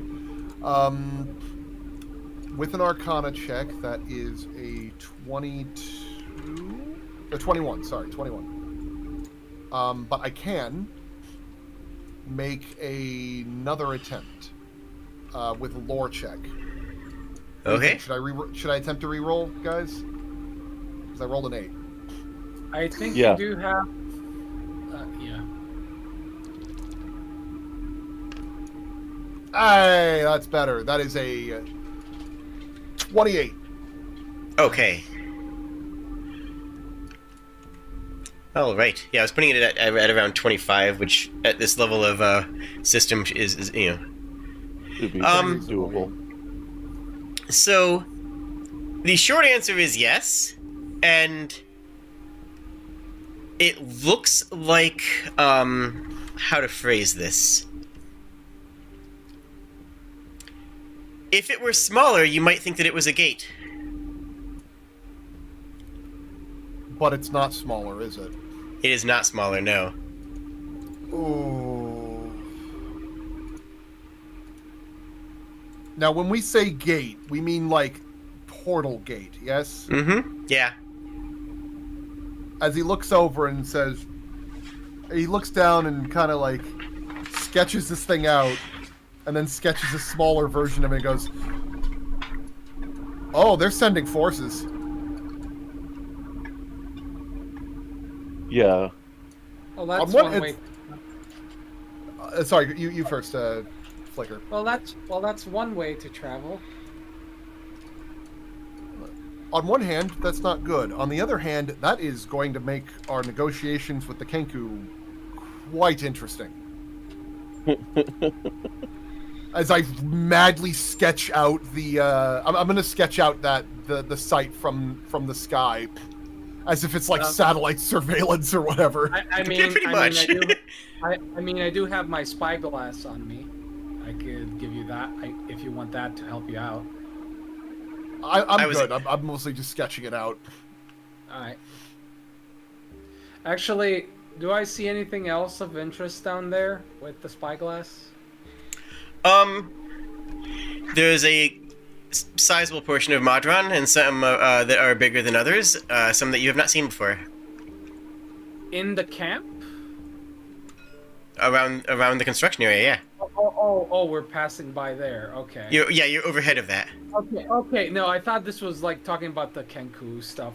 Yeah. Okay. Nah. Now it makes more sense. Yeah. No, Velocity did a flyover for that because, well, she knows that that's an immediately relevant situation. Yeah. I am very thankful for that. She's the queen of the skies. She's got a good aerial view on a lot of things. How do these big ones look? By any chance? Impolite. What, do they have like Polite. do they have like 10 arms? Are they octagonal shaped? What? Probably got some like icosahedrons in there Hold on a second here. that look like all the kinds of dice you could have. Mostly yes, except that there's also, I'm going to show you 5 things.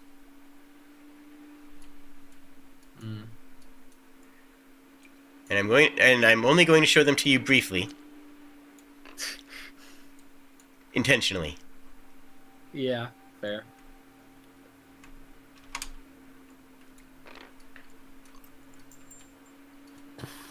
Maybe. Oh, is it? you're putting them on here. Oh, okay. Oh. What?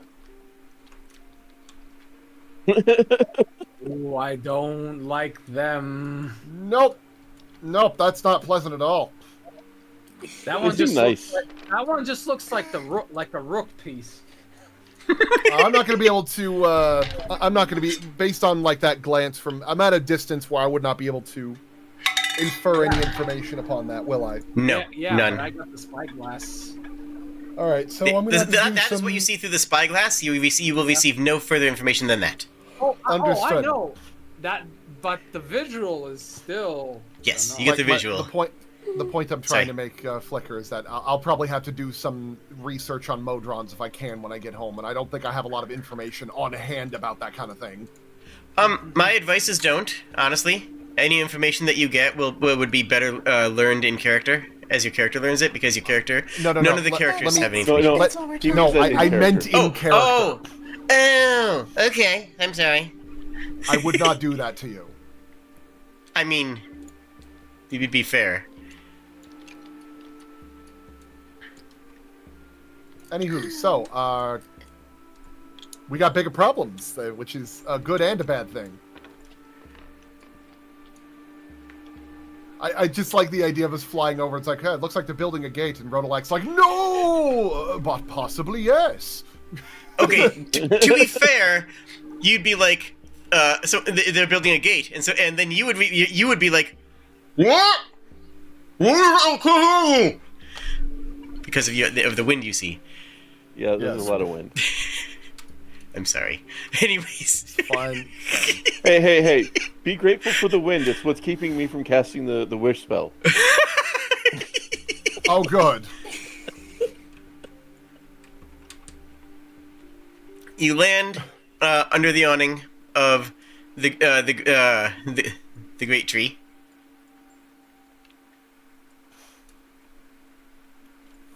All right. And- So we... Yeah, sorry. There's just milling of bolt and excitement at seeing you.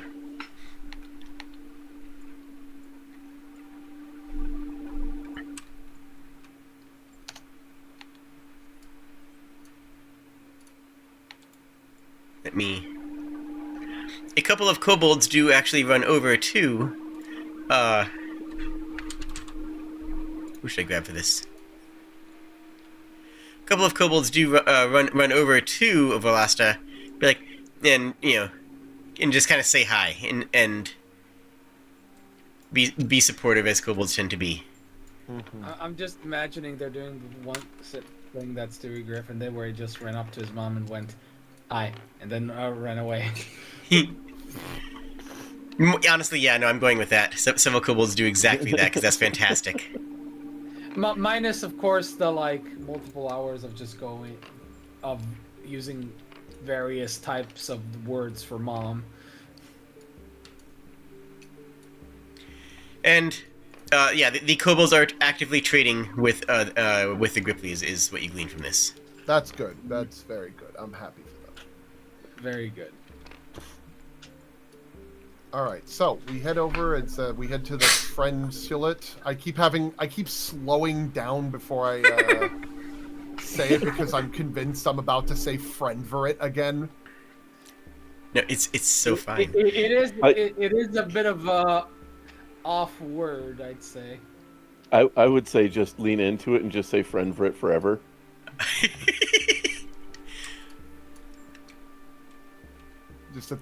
Just the amount of just putting friend in front of every noun. Yeah, exactly. Yes, do that.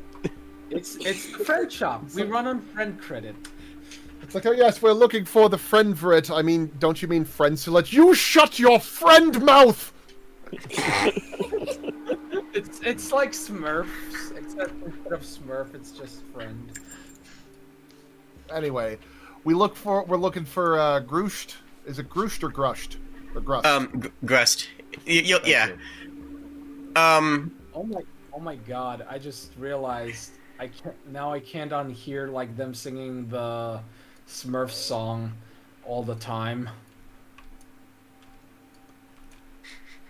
Just going. So you, Oh, sorry. so you, yeah.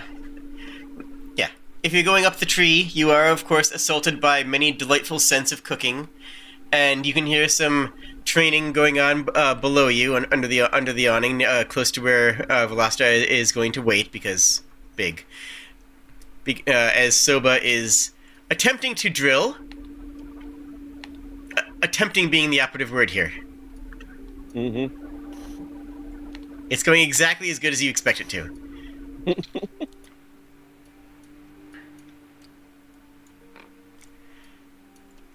So, are you just going to walk up to the door of the frenzy, like kick the door in and say hi, guys?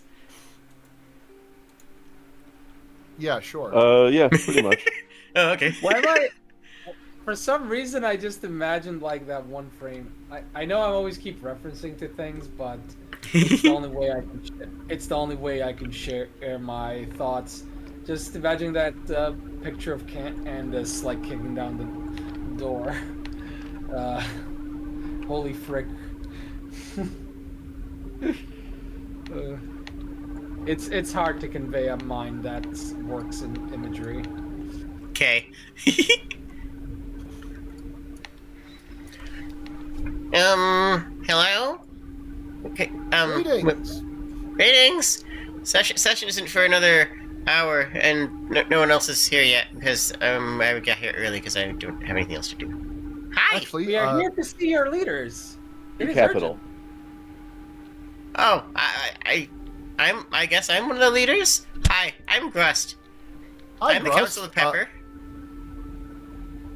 Well, we are in need of your immense skills as an ambassador, You're which coming is of fast now. incredible import. Grust we is, in are- fact, immense and very moist. They are just... Moist. Those are two words that very neatly describe Grust. So, as he, I'm taller than him, right? I assume. We're Yes. all taller. You are taller, Yeah. but not wider. Okay. Well, like I don't know. He might. You said big, gripply, so he might be Yeah. chunky and vertically. Vertical chunk. I don't know what that would look like. Battletoad. Yeah. Anyway, so as I lower down to one knee and to meet at eye level with him in a way that's not condescending, I said we are actually in need of a representative from the Gripply to negotiate peace terms with the Kenku. We're heading to the capital right now to discuss, and we have a lot of very big assistance behind us. As I take two thumbs and like point behind us to show Velasta. Well, Voss is on the ground, like 2 stories down, but... Yeah, well, like just Yeah, I'm gesturing standing in behind that you, so you just direction. kind of motion toward me, and I'm like, I thumbs up. That is not. I mean, as impressive as Cass is, it's actually impressive. The more impressive bit is down below. Oh. Grust is I built... turned bright red.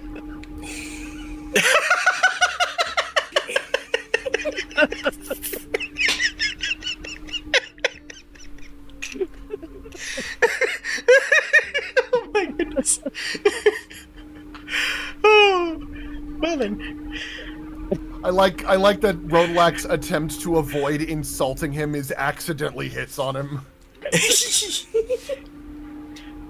Grust, who is built like a circle with poor fashion sense, just sort of waddles over towards the edge and looks down and says, Oh, hey!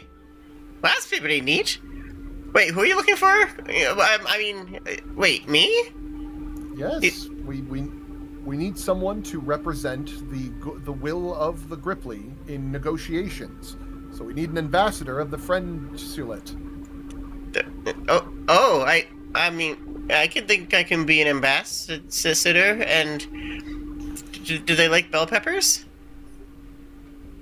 No. Oh. But that is You one of know- the key differences between your cultures that we are going to try and assuage.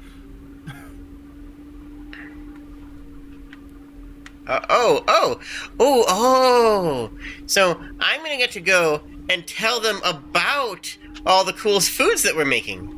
Mostly that- you're going to want to be pretty quiet, actually. Okay. No, that's okay. The other ones usually shush me anyway, so I'm used to that.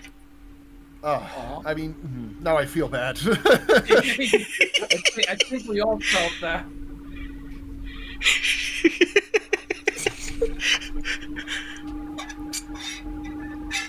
I think I'm gonna lean in close, and I'm gonna. I keep sinking into the soil on this map. Yeah, it's fine. just It's just how the map is. We all. It's just how the lean map in is. Close, rest a hand on his shoulder. It's quite slimy, but I'm glad I have my gloves on, as I'm going to make a diplomacy check with him. okay. As I say, Grust, I know that the other Gripply have not really given you the time of day, but there are a few moments in a Gripply's life that are more of a defining moment than this one. We need someone that can represent the will of the Gripply and make sure that their voice is heard during this time of immense turmoil. If it goes well, you will bring peace amongst the Gripply for long years to come, and they will definitely listen when you have to speak. Will you join us? Diplomacy roll. That's a 20! Ooh. Amazing. Oh, that sounds amazing. So I'll go and I'll speak, but like I'll also be quiet, but I'll also speak, and then they'll listen to me.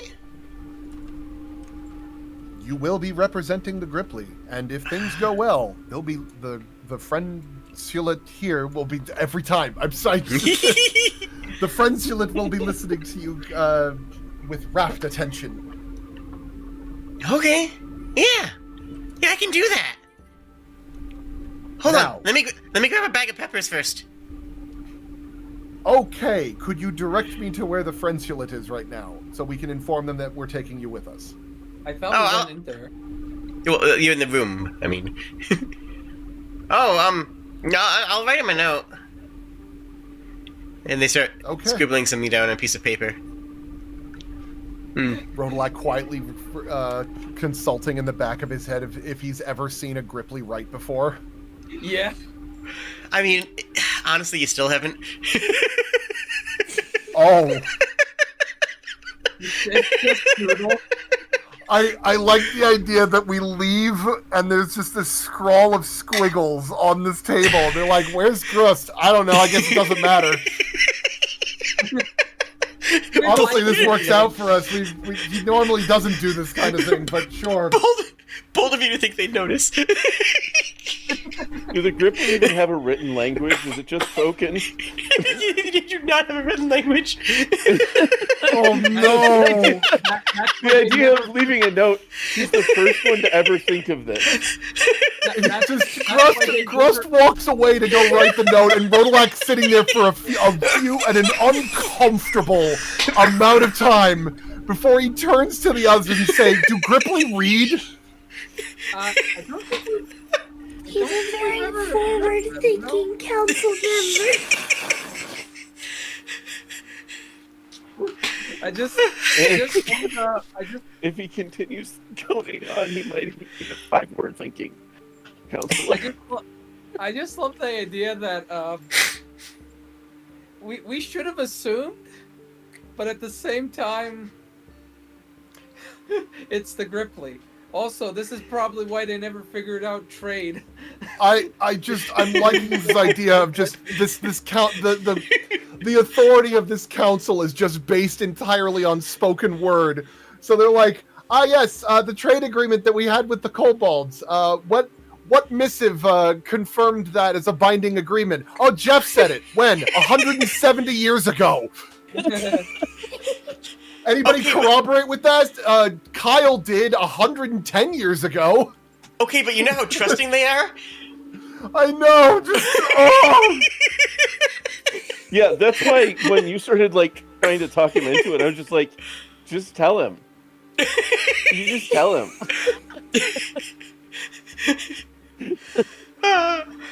No takesies backsies. The problem is that Rodolak is one of those kind of people that he's extremely observant and also not. No, it's so good though. Yeah. I mean, it never came up to have to ask ourselves this question before. And they read and write. Says the party group with like, I want to say, at least 3 hyper-literate people. Yeah. It's one of those things that like he's inadvertently like he is smart in a lot of ways except the ways that are important sometimes. Or like, yes, as in terms by the prose written by this poem, it is very clear that it is of that the Merendithian inspirations of this are very clear of where the origins of it, where it came from. There's a long pause. It goes, "It's Kimberlian, you idiot."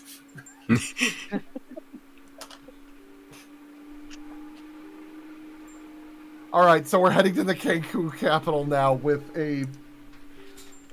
Am I able to make any kind of notice of does it occur to me, or does this happen way after the fact? Like, I'm okay with just occurring to me way after the fact, but... I think after you're in the air, yeah. Yeah. But I mean, just like... tell someone. I just, like, go tell the Frensulet we took him. I mean, the Frensulet is made up of individuals. You're in the chambers right now. He's just the only one who was there. Yeah. I know, but there are, like, people on the Frensulet, so...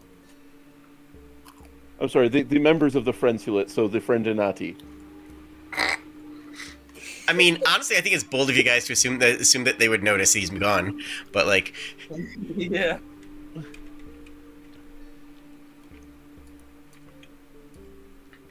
All right, then. That is a bold reflection of us. I'm not really concerned about whether they notice, I just want to tell them. That's fair. Oh, right. Any other supplies or items that you guys abscond with? I mean, I think I have... Why did I get a depth gauge? When did I get a depth gauge? I don't know. Got a fishing tackle, got a ruler. Firearm cleaning kit. Always gotta have that. Ooh, when did I get caltrops? I totally forgot about those. Just in case, right? Pardon me. An adventurer is always ready for all sorts of escape emergencies. Or ambush, depending on your alignment.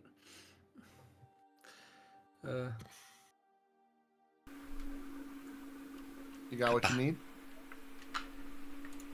E. Do I have a rope? Yeah, I do. Always gotta have rope. True. I mean, I can't really think of any specialty items off the top of my head right now. I got like so many that should be good.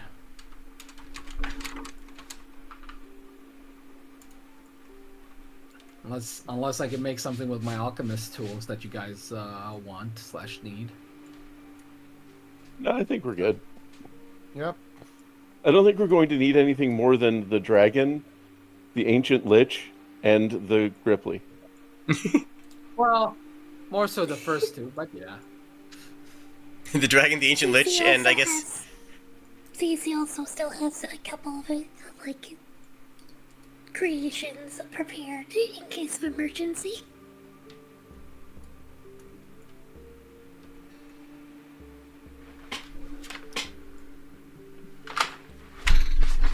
Okay, so... Oh, actually, I do need a small reminder. My magnet shield, I think. Yeah. What were its properties since it's been a while, just in case of a fight? The properties are the properties of a shield, and it has a magnet on it. And it has what? A magnet on it. Ah. I mean, shields take an action to raise. It functions effectively as a normal shield that is, it functions effectively as a normal shield, except that you can use the magnetic. Huh? Sorry. Yeah, I was gonna say, does it like pull like metal weapons towards it? Yes, slightly. Okay. That means if Like, if they hit the shield, Mhm. up there. Yeah, you can attempt a disarm roll, but you will have to use the disarm roll on your turn, on your activation as ability. But like, yeah, It's still something. yeah, and it's just a handy way of carrying a lodestone. Yeah. I just wanted to make sure that I remember like what the exact kind of actions I have for it. Mhm. And Sprig, I think you can see this map. Yes, you can. She was yes, able I to do it can. last time, I think. Excellent.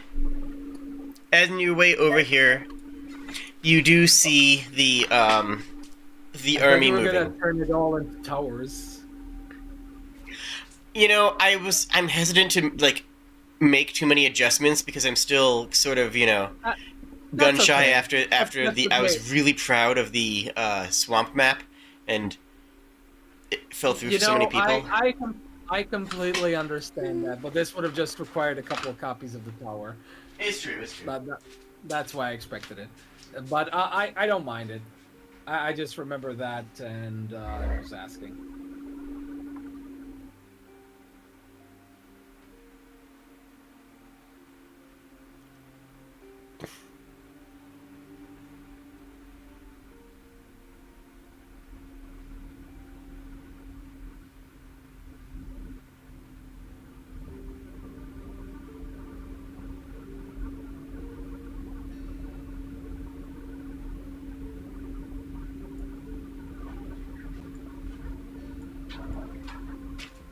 Alright, so, hi.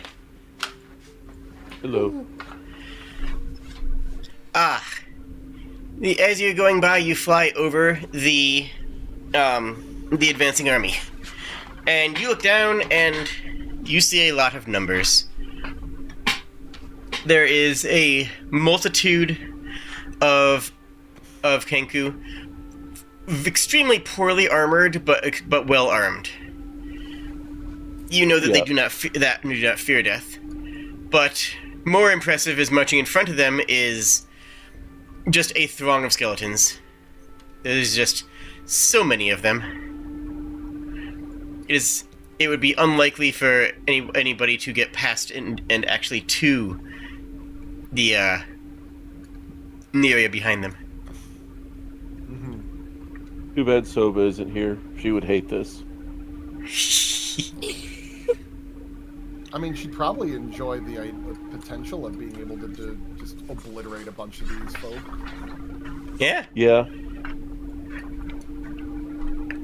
As you go past that, you cross over a very large river. This doesn't have the thing. You cross over a very large river.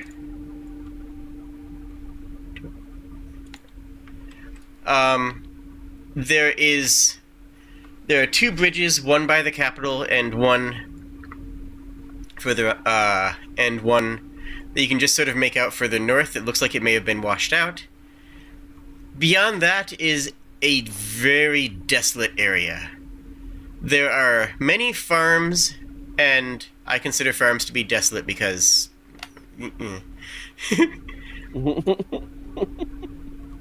I guess undeveloped is a better way of saying it than that.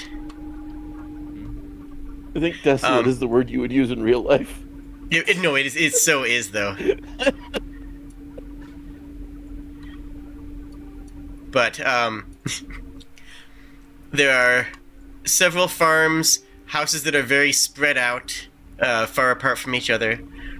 And then there is a scrubland, I suppose you could call it, closer to the capital itself, which is presented here. You see several of these scarecrows, of which you have encountered prior.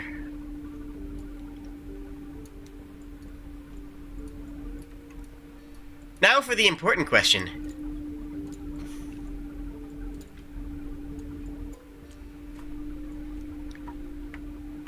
Where would you like Volasta to land?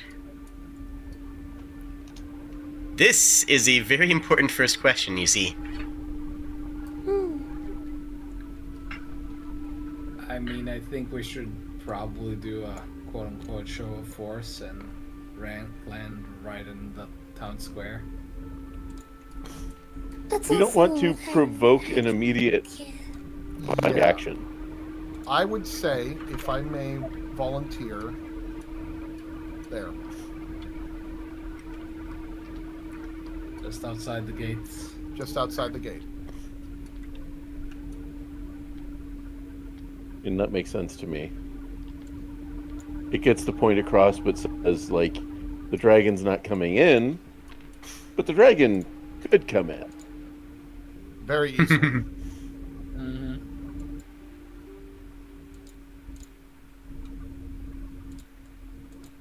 All right. Any other thoughts, or we just rolling with that? That was like the first thought, but I don't like going with the first thought. I always like going for the alternative first.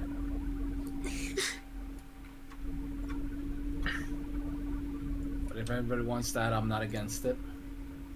Well, I mean, do you have an idea? Like I said, the landing in the square, given like what we've seen of their behavior, playing nice with them isn't the way to catch their attention usually. I mean, the dragon's still gonna catch their attention, but landing in the square and just like standing there should be enough to like showcase a lack of an attack, hopefully. It's overt hostility is the thing. That Yeah, is you have to overly You have to hostile. remember, yeah, like a dragon is essentially a bomb. More like a bomber. Yeah, it's a reusable bomb. Yeah, imagine a like AC-130 touching down in front of your house, like right on your street, and then they open the doors and they got like 6 chain guns pointed at your front door and windows. Yeah, like I don't want to like. We're here to talk. Hi, how's it going? We're here to talk. Oh yeah, and like it actually speaks through the chain guns. It really does, though. And just for reference, this is proper scale right now.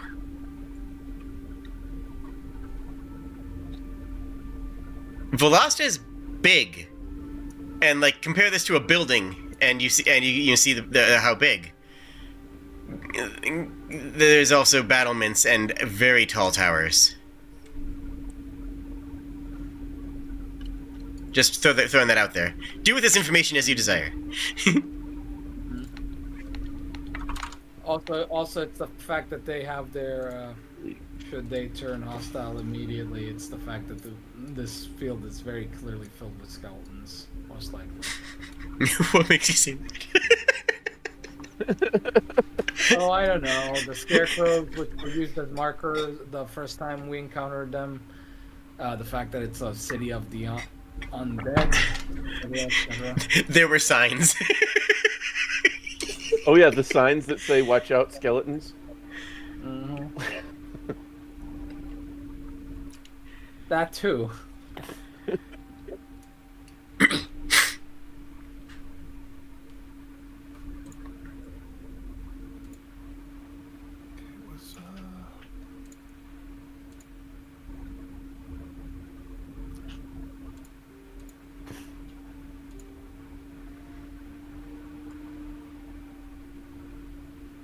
Okay, so do we have a clear plan on how we're starting this, so we can begin?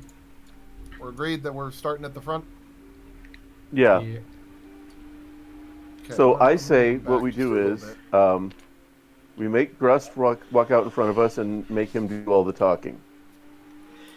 On the way here, Flicker makes basically a megaphone out of a squirrel, some string, and a megaphone.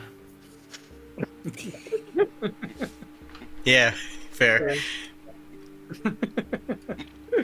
I will never get tired of that joke. So may I That's use a a good one. diplomacy roll to assist Grust in his introduction to parlay? Please don't actually make Jade have to do this all with herself. I understand. Okay, sorry. You were the one volunteering that we bring. I know. It was a joke. I'm sorry. It's my fault. You have to Why not? understand how the implications of that beforehand. Make it clear you're joking, because if you wanted us to start that with the frog going forward, I mean, it would be I'll fun talk if it- through the frog if you so force me to. Actually, no. The frog is attached to the megaphone. That makes more sense. It's as much sense Hey. as it can make. Hey, Polearm guy, can you imagine a party trying to stealth in here?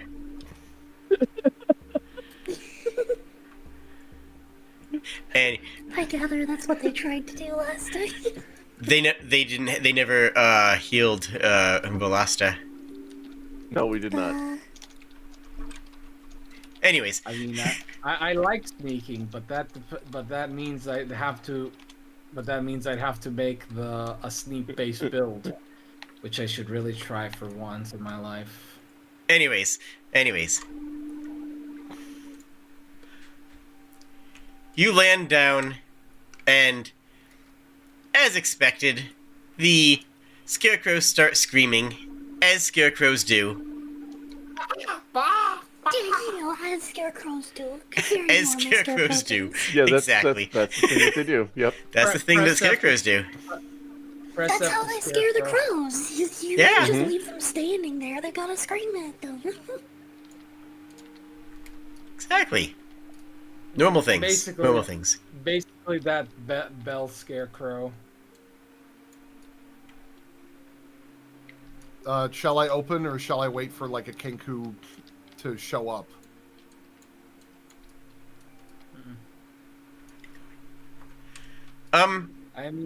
I mean, if we just stay out here, they should probably. Let's just go in. They know we're here. Yeah, remember where we parked the dragon? Now, I feel In the itchy compelled lot. to ask, since this happened before, are you serious or are you kidding? No, I figure we can just walk in. I think in this instance, it might be better that we stay outside until they open the gates for us.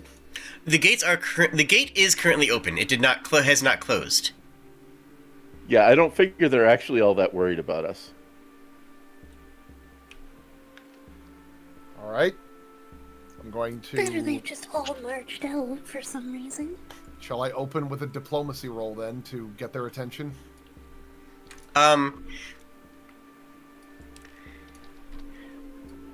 As you know are you what? walking towards the gate then?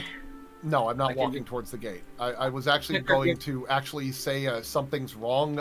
Shouldn't somebody have responded by now with all these scarecrows alarming? Are there no Kenku in this town right now?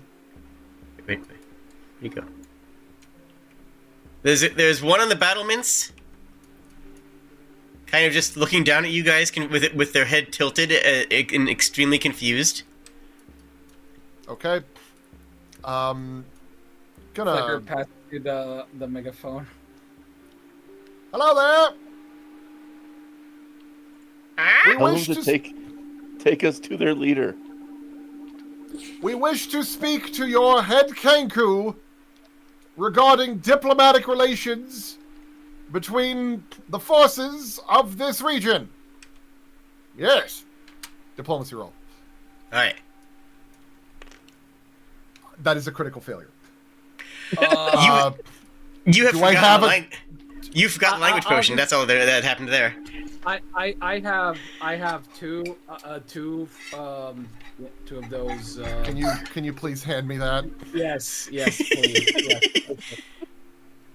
It's just there's like a long pause. He goes, "This isn't working. Why isn't he not responding?" And then You forgot to turn it on. And then Flicker hands him the potion and goes, "Right, yes, Right. that would be."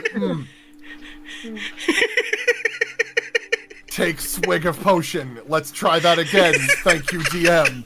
If you rolled well, I would have said I wouldn't have mentioned it. I would have assumed that you did it, but because it was a crit failure, I had to go with it. Yeah, no, That's a good that's a good use for it.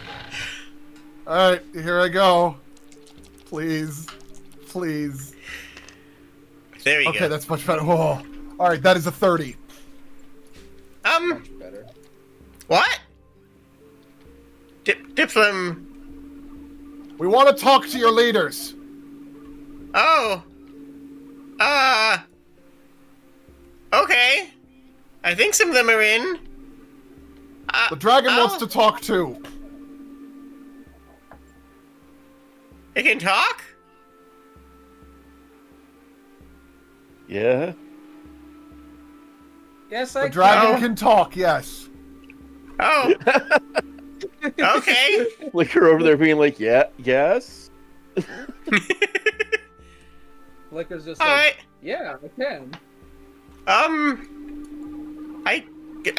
I guess you can ask them. Yeah. Okay.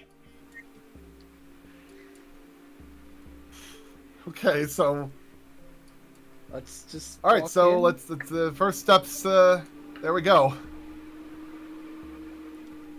We probably should have brought a goblin too. I thought we did. Didn't we bring like You did no. I was actually kind of expecting you guys to bring Count Zark, but I I mean, if you want to retcon and say that you do, but that's fine. would you terribly mind if we Not at all. did that? I would not want to come here and not have the goblins have representation. After I made a big deal out of it. After I made a big deal about having the Gripply coming along. No worries whatsoever. Wasn't gonna walk in there and be like, "Hush, Gripply, we're speaking for you." Yeah, who would say something like that? They're just so easy to colonize. That's their biggest flaw. Yeah. Like the only flaw with the Gripply is that they are just just there's just like a big there's just like I'm just imagining like a very cartoon, like a very like 1960s cartoon, and he's looking at them with like those eyes, you know, when they look at a character and they're hungry and they see it like a steak. Well, they just look at the Gripply and see colonizable. How'd you? It's like a guy, like a man in a ridiculous handlebar mustache and a royal garb from like the dark ages of Britannic rule comes in. It's like, how would you like to do some tilling on some land? And then they're like, I don't know, that sounds like feudalism, sir. Feudalism doesn't sound very good. Oh, it's not called feudalism, it's called friendalism. Yes, come along. Let's go. Let's fucking go. Okay, now I have to draw See, that. in democracy, it's your vote that counts, but in feudalism, it's your count that votes. true. Yes. Okay, It's now I called have. friendalism, not feudalism. Oh. No, I have to draw Wow. Ripley with that facial expression.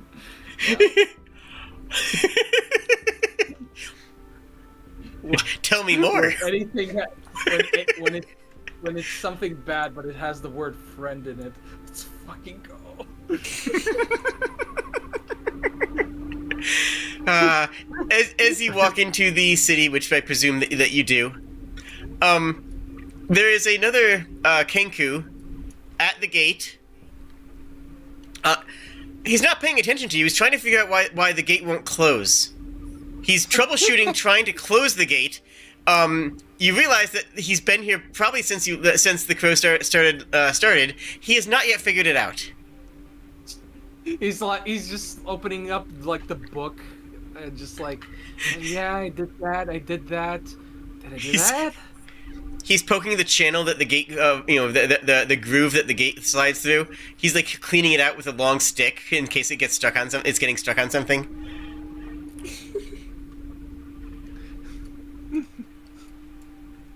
Okay, I'm guessing they're not actually super set up to defend themselves here. I don't think they've had to do it in too long.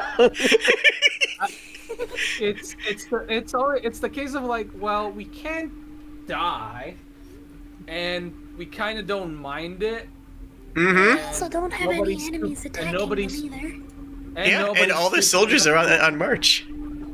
Yeah, that too. So we could take over the Kenkupital right now.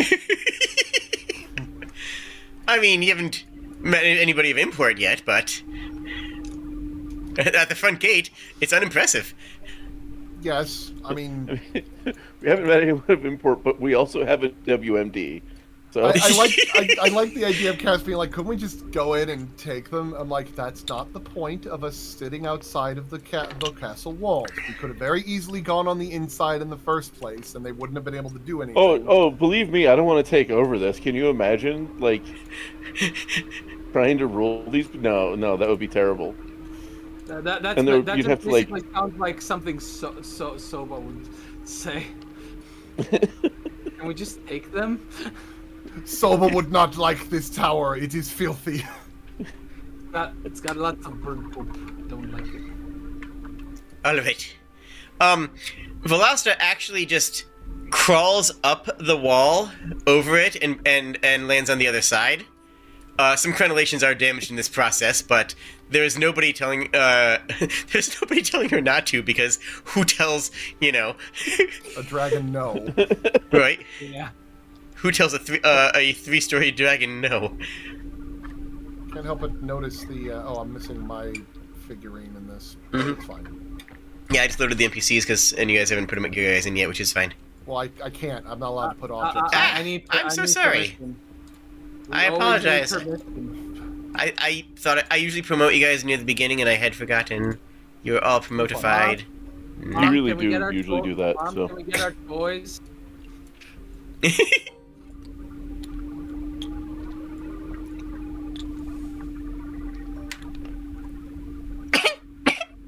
Pardon me. My figure! I can't roleplay without my figure! Fair. How am I supposed to know where my character is looking? As you get inside, you see a lot of automation in the form of necromancy. There are skeletons moving up towards the well and back on a fairly regular basis. There are some skeletons working on a house that appears to have been burnt down, mostly clearing rubble and tossing it into the river. There are separate skeletons over by the water wheel, cleaning the debris that was tossed into the river out of the water wheel. It's very busy. I have a friend that imagined something like this. This is way too close to what a character of mine wanted to do. Oh yeah? Basically, he was like a necromancer salesman. He spoke in a very 50s salesman sort of way. And he sold necromancy as a big convenience, like a futurist. I mean, it makes sense. Yeah, Because makes sense. you know what we have plenty of? Dead bodies. They're just sitting there rotting away when they can be helping the family. Lots of Basically freeloaders, like if you that. ask me. It's the way of the future, I say.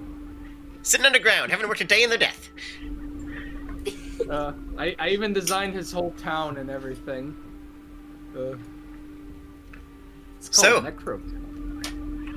I mean, I think it's a bit wrong to call it a ghost town, but the but the pun stands. Boneville. The bone zone, if you will. Yes. Oh, The ride never ends, they say. There, I had to fix the well. Well. Yes. Yeah, I beat to it. Thanks. I guess. So, you see a large tower in front of you. and what would be an inn in a normal civilized town nearby, as well as a couple of old spooky houses, a bunch of fish, some big old grain silos.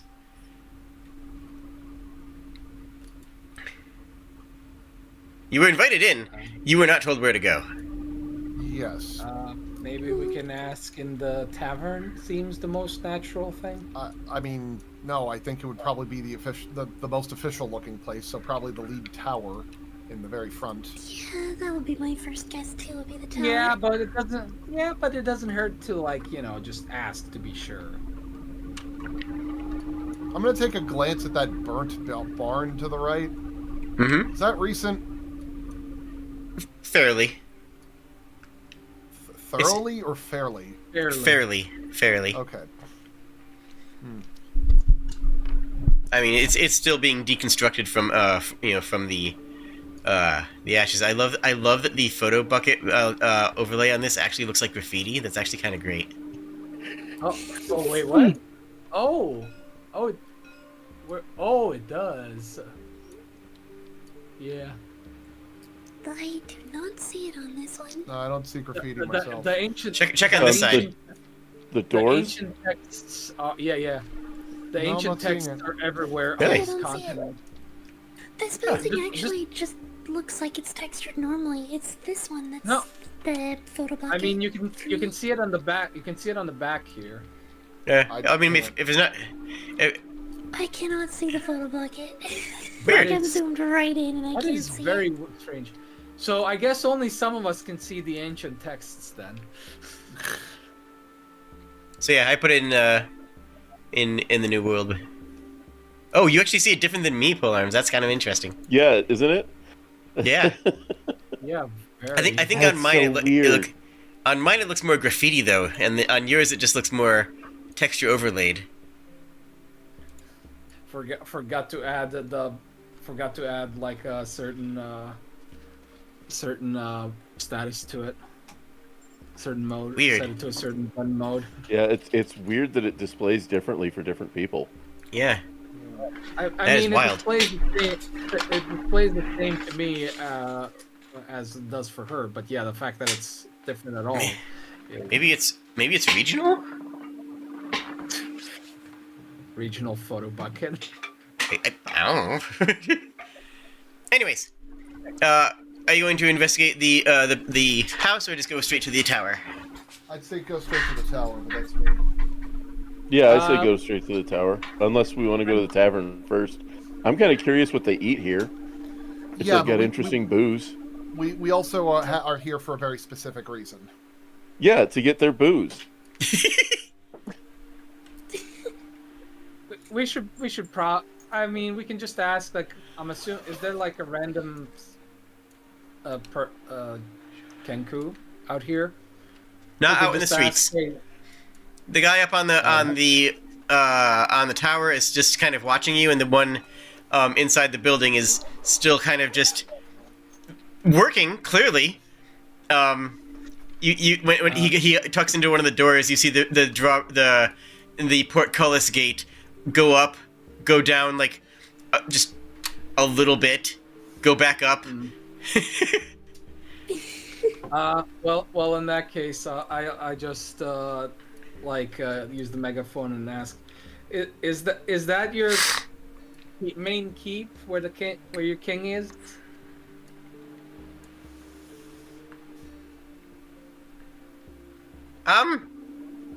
Wait, king?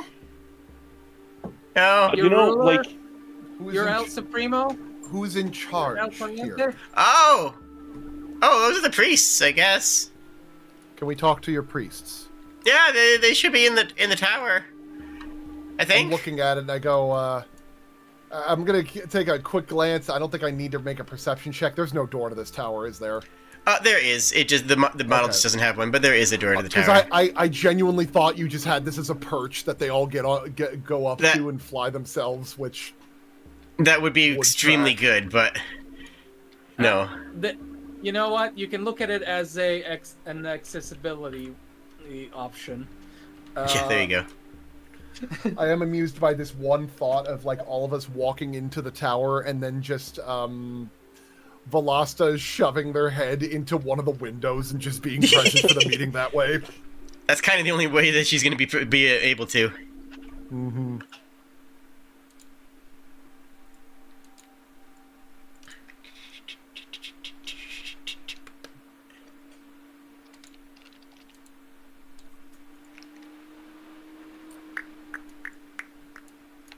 Okay, so are we waiting for the priests or?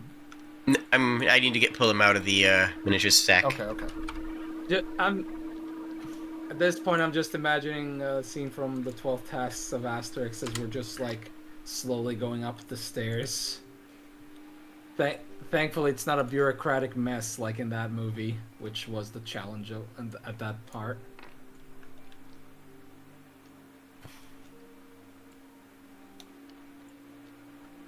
And there are not a lot of good options for Kenku.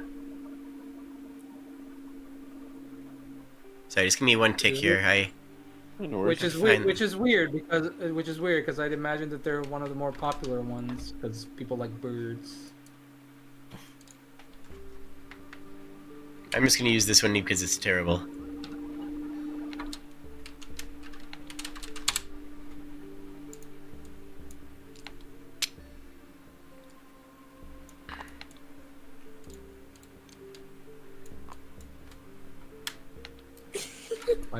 Why am I making these nightmares? The If you wanted- business pro.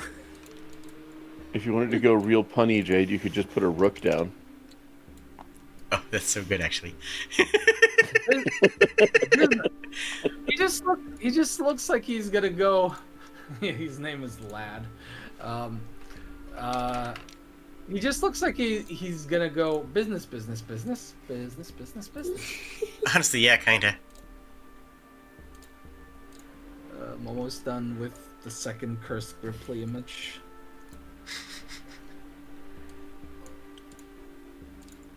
You are not going to like it. Disagree.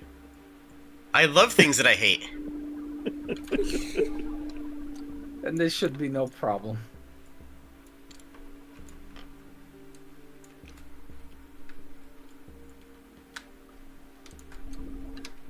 I'm just distinguishing that as a different individual than the rest.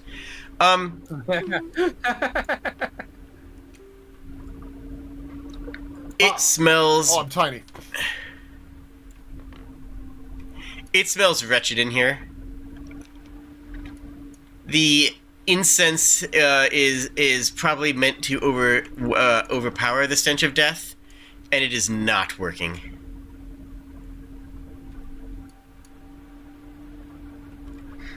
There are several Kenku, presumably the aforementioned priests, sitting at a table that has several implements, as well as a map open in the middle. And they do be squawking about. Upon your entrance, all of them fall silent and turn their heads 90 degrees to you to look out of one eye. I wave. Escrow's duties. What? Who are you? We What? represent the other forces within this region. I come from Knife Point. We have Ambassador Grust from the Gripply. Heyo. Oh, sorry. The Dragoness. Is it Dragon or Dragoness? I think it's Dragoness, right? Dragoness, yeah. All right. Remind me her name again. Velasta. Velasta, thank you. Velasta, the Queen of the Skies. Velasta, Queen of the Skies, representing the dragons and kobolds. We wish to negotiate peace between you and the Gripply, and we have brought with us a third-party arbiter to help with peace discussions. We also brought Count Sark, representative of the goblins. Yes, thank you. I don't know where the goblins. Hey! Oh, do I need to bring... You're so right. What peace discussion is there to have? Shall I open up, or do you want me to have? Do you want one of the others to? Do you want me to introduce the king or something like that, or should I? Oh, it's up to you. What do you want to do? All right. I'm thinking I can open up with the major conflict that we're going to be having here, and go from there to at least get them to listen. Yeah. You guys okay with me leading the talks on this one? You are the face. Yep, you got the face skills. Yeah, I just at the same time I don't want you guys to feel like that it's the Rodelac show for today. Either. Okay, but it's the Rodelac show for today, and I'm into it. Okay. As long as you're fine with it, Yeah, it's all good. All right, so Rodelac is going to step forward and was about to make a dramatic, like, putting his hands on the table, but looks at the table. It looks probably, like, covered in viscera or, like, some kind of grossness, I'm assuming. It ain't clean. So he's about to put his hands down and stops half an inch and just kind of puts his hands behind his back in a very professional posture.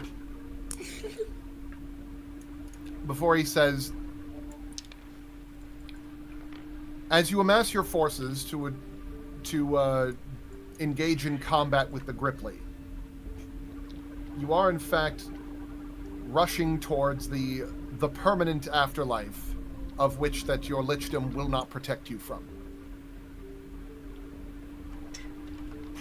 I am speaking of, as he like reaches behind his back and pulls out like his notebook and shows the sketch of the Modron structure that's being built, and I'm going to make a diplomacy roll as like my dramatic reveal of Shabam. Please God. Okay, good. 28. Ooh. They glance at it, then glance back at you, and say, "We know. That is why we must take the great tree."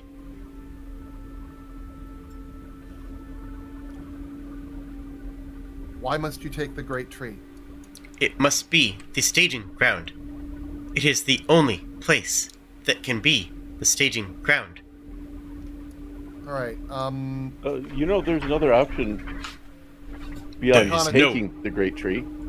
There is no other option. We have no other option. There is no. You have spoken to the Gripply? Who could speak to the grip? Well, It's actually very easy.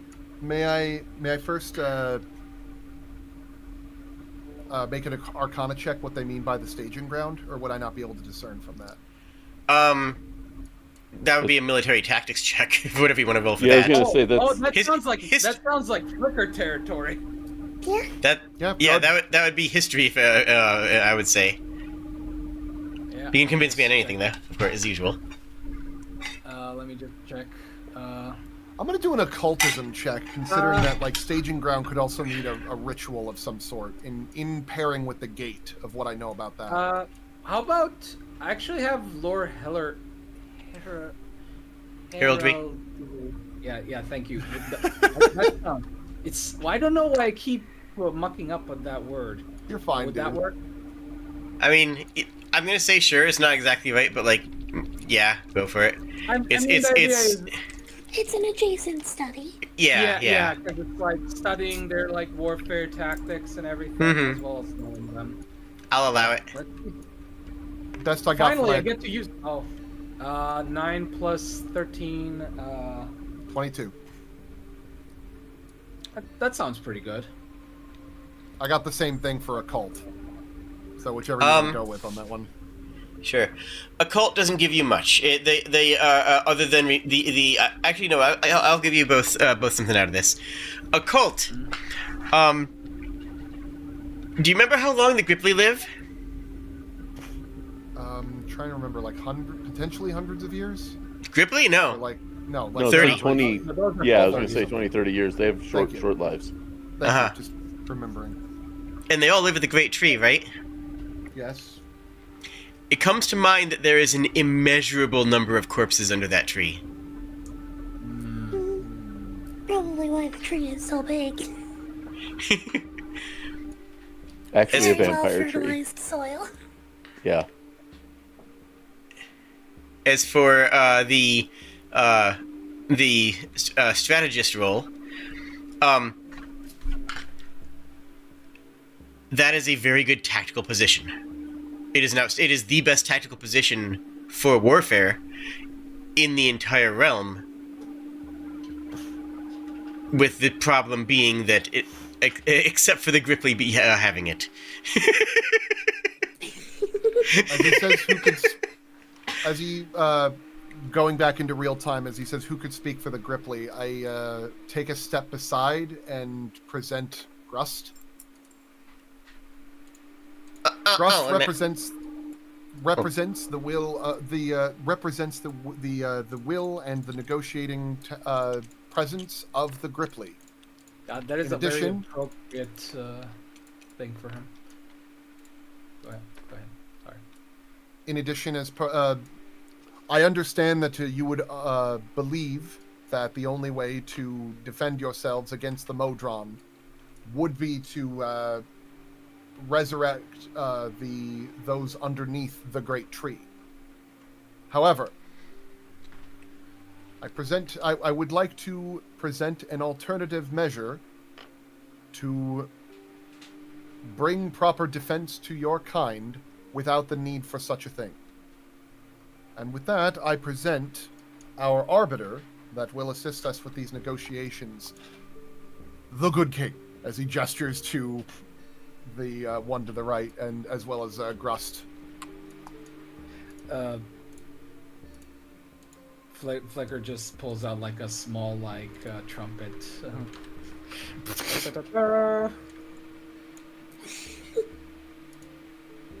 Man makes a lot of things.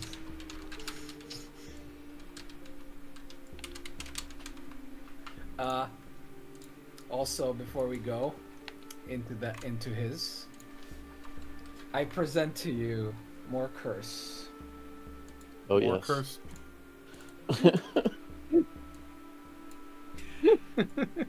Wow. Hold on. I have to make sure that everybody sees this. Oh gosh. This is whatever the opposite of cursed is. This is blessed. That's great. It That is great. Wonderful.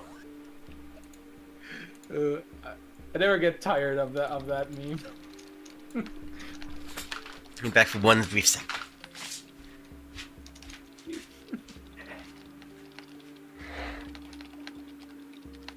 I am very confused with Steam right now.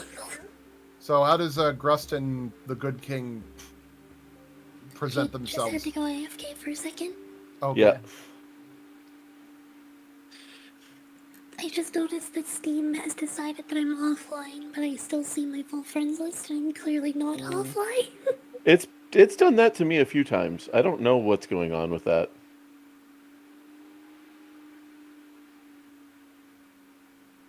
I originally also drew it with the teeth, but then I was like, frogs don't have teeth. It looks like teeth still, though. It's very important that this be accurate to how frogs are in real life. Yes, 100%. Extraordinarily. Exactly. It's majestic though. God, I love the Gripply. They're inspiring. And I mean that really literally. I must Some have more gotten grip. some kind of. I must have gotten some kind of energy back to like, hey, I got 2 memes into the session. All right. Yeah. Hi, I'm a Gripply. I'm Grust. I'm the Friendslet. I'm the Council of Pepper. I'm like peppers. I brought some peppers if you'd like some. Greetings. A token of goodwill from the Gripply. He starts with. I don't think you're gonna be able to recover his roll, though. No. And I am Gerard Kierkegaard. It is a pleasure to meet all of you. I have been in this land for time immemorial, and I am here to negotiate, as I believe I may be the closest thing to a impartial party in this entire land. How do you do? We do good. We go to war. You leave? No, we're going to just discuss things, you see. There is no discussion to be had. We must have the tree, and the tree will be safe. It is our tree. The tree is important for more than just the group of you. It's the home for the Gripply. It's also one of the most important places in this land. Every single one of us here has a invested motivation to protect it, as well as everywhere else in this realm. So instead, I mean, I guess I don't really care about the tree. I mean, but it's alright. Go ahead. he slowly turns around and looks at the Gruff. No, that was That's Kalzark. Oh, Kalzark. Okay, Kalzark. Sorry. He kind of like looks at Kalzark and holds up a finger for a second, and then turns back around. I edge over next to Kautzark, and suddenly Kautzark is hopping around on one foot. Goodness. Hi. As an alternative to the undead forces you wish to raise upon the Great Tree, what about an alliance? As he looks up at Velasta, as he says, the dragons, the Kobold, the undead lord of times past, the Gripply, and of course ourselves, would be more than willing to come to defense for the tree as well as for you, should you be willing to fight beside us. Do I make a diplomacy roll here? Or? Not yet, because Okay. I find it very funny that you guys picked up very quickly on something that I dropped earlier in the session, and I'm very glad that you guys did. Which was? We cannot make peace with the Gripply. They do not remember their oaths. What oaths were those? The great tree is ours. We must take it. It is the Ancient One's will.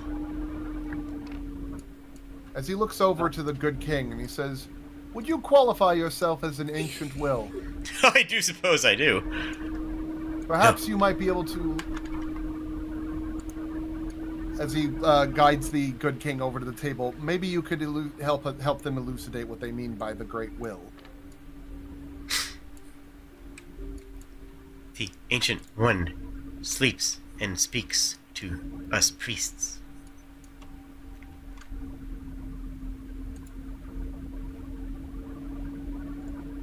You know what? Occultism check. Are they talking about the good king or are they talking about something else? Oh, they talking about something else. You don't even need to roll. Yeah, they're talking about something else. Yeah. I'm going to look at the iconography around the room, and I'm going to try and discern with my occultism check of if I can gather who it is that they speak of. Mm-hmm. Is that fair? Yep. Should I do occultism or lore? Make it lore. I mean, it depends on what you're trying, what kind of information, you know? I will give you different information depending if you are rolling occultism or lore. It's really, what are you trying to find? Right now I'm trying to figure out the name of the thing. I'm forgetting the name, but I'm pretty sure this is the first prince. If I was throwing a guess out there. Yeah, I might be... I can't... Well, we had the notes written down for him, didn't we? Hold on. You have a lot of notes about him. Almost like he was an important character or something. Yeah.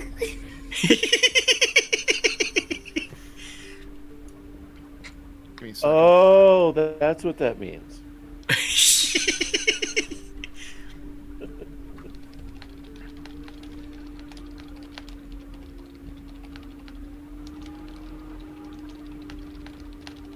One second.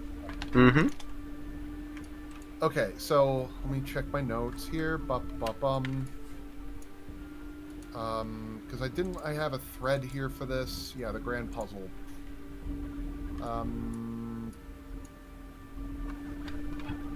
Was it? Because I had written out like all these notes. It wasn't Grigor Salas, right? Nope, that was the. That is not. You're looking for Jusoic. Jusoic Kierkegaard. Jusoic, right? Yep, Jusoic Kierkegaard. All right, let me make that confirmation here with my academic check then. I mean, you know it, but your character know, who okay, no, never mind. Well, I can re-roll with my Arcana check. There, Your that's character better. who lives in this world would not forget that information, especially Yeah, your character.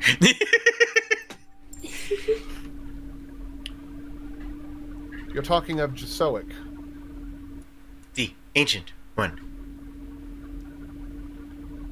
What does Jusoic implore you to do for this? Why does he instruct you for this pact?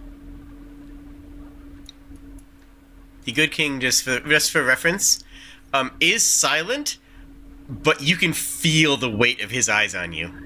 Yep.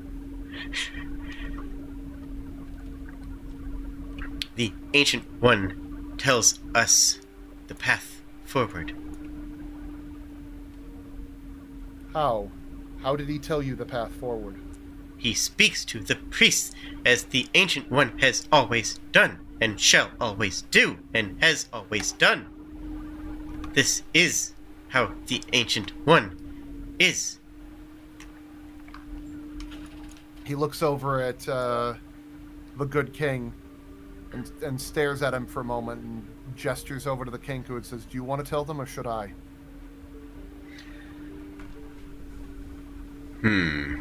I am very curious how much you know about this. Do go on.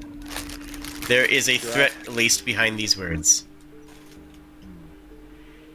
Because he has mentioned the knife in his back before, but he never spoke his son's name in your presence.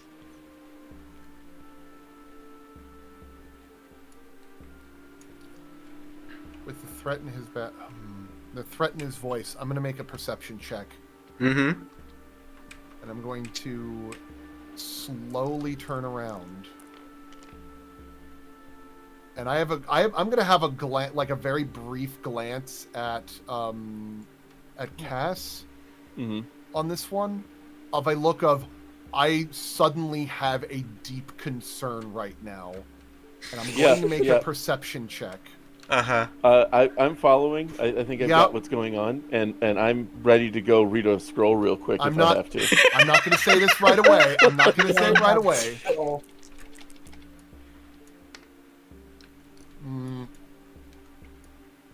That is a 16. Would this be enough for me to ask, is this man Jusoic? Oh, no. Okay. This is not Jusoic. This is the good king. You are convinced of that. But some wounds never heal.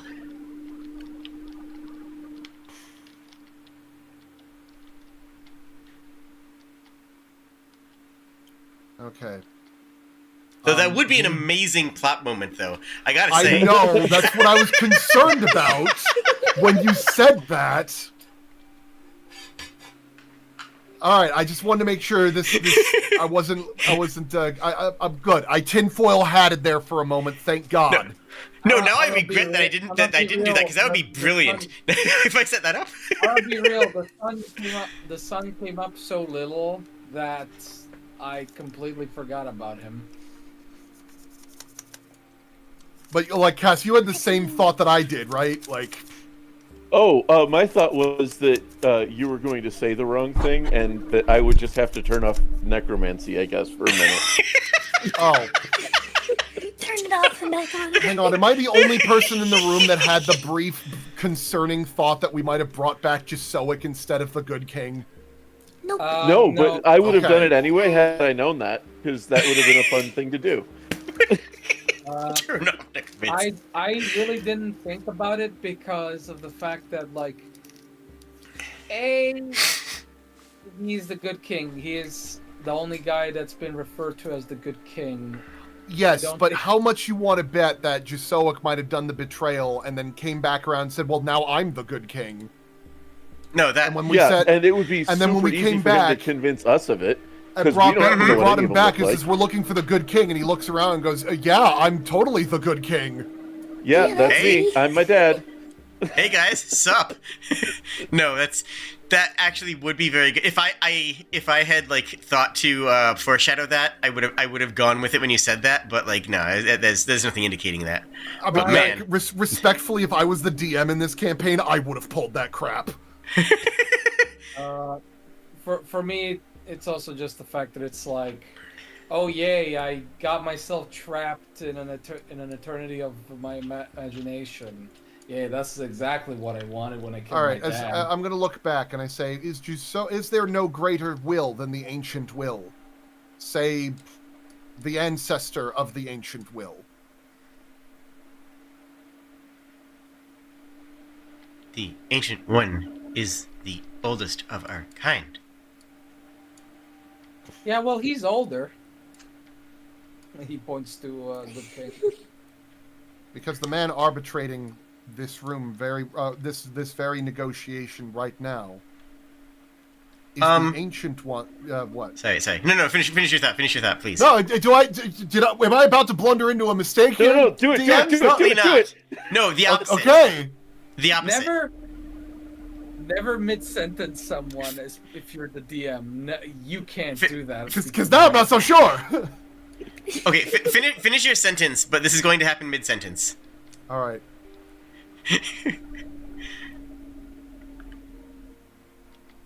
Oh, you Because finished your the sentence? Oh. Yes, I'm about to finish the sentence because Hooray! because the arbiter is the ancient one, is the ancient will's father. Occult checks all around. Yep, I'm gonna do that. Yay. 19. That is a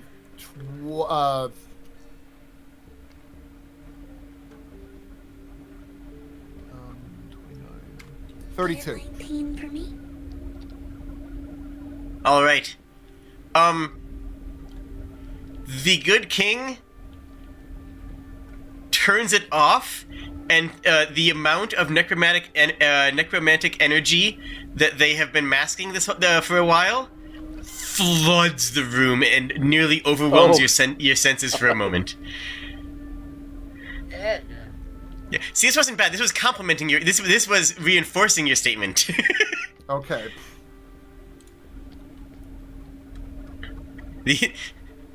All of the. I just like the idea of the dramatic thing of the just so it's like because we have orbiting this bait, the ancient will's father. just really hamming up that bit. I'm just glad you said father instead of daddy. That's all I'm saying. Now Do I this- need to do intimidation here? Or are we good? No, he got you covered there. Good. All right. Several staffs and books and knives and one knife that was actually that was being held concealed from view falls to the floor in shock.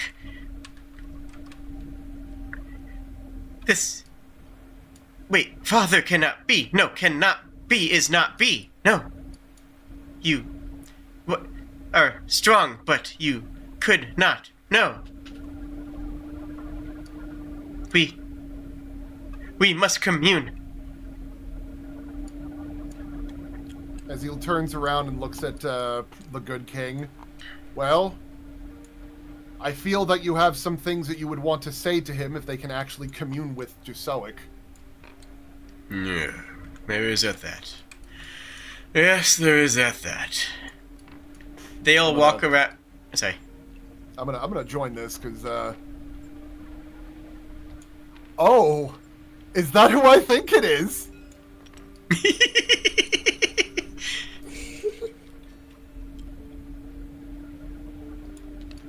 All right, so this is gonna either go really well or really badly because they're gonna converse with him, and the first thing he's probably gonna do is say, "Kill the good king." Yay! That's really cool. In which case, I'm ready.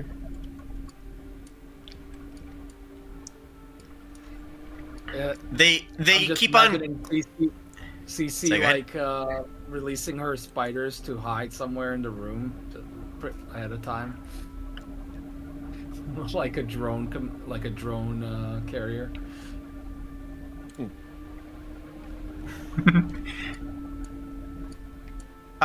No, she does have one strapped with the explosive she built for tearing down the gate before, though. Noted. Just has the bomb under her chair. It is a shaped charge, so it's not like it's gonna level the whole building. What do you make a shaped charge of that's with that level of explosive? It's not the same type of explosive. I'm actually Okay. I'm using the bombs from the alchemist crafting list. Oh, okay. I was gonna say, like, that big blast, you don't have something strong enough to shape that. No, basically I've flavored it as being similar to the Sure. mechanism behind an RPG, but it's otherwise just like the stat block is stuff from the snare crafting and alchemy crafting. Fair enough. That said, it's still scary. I accidentally stumbled into making a bomb that does 12d8 plus 72 damage per turn. Amazing.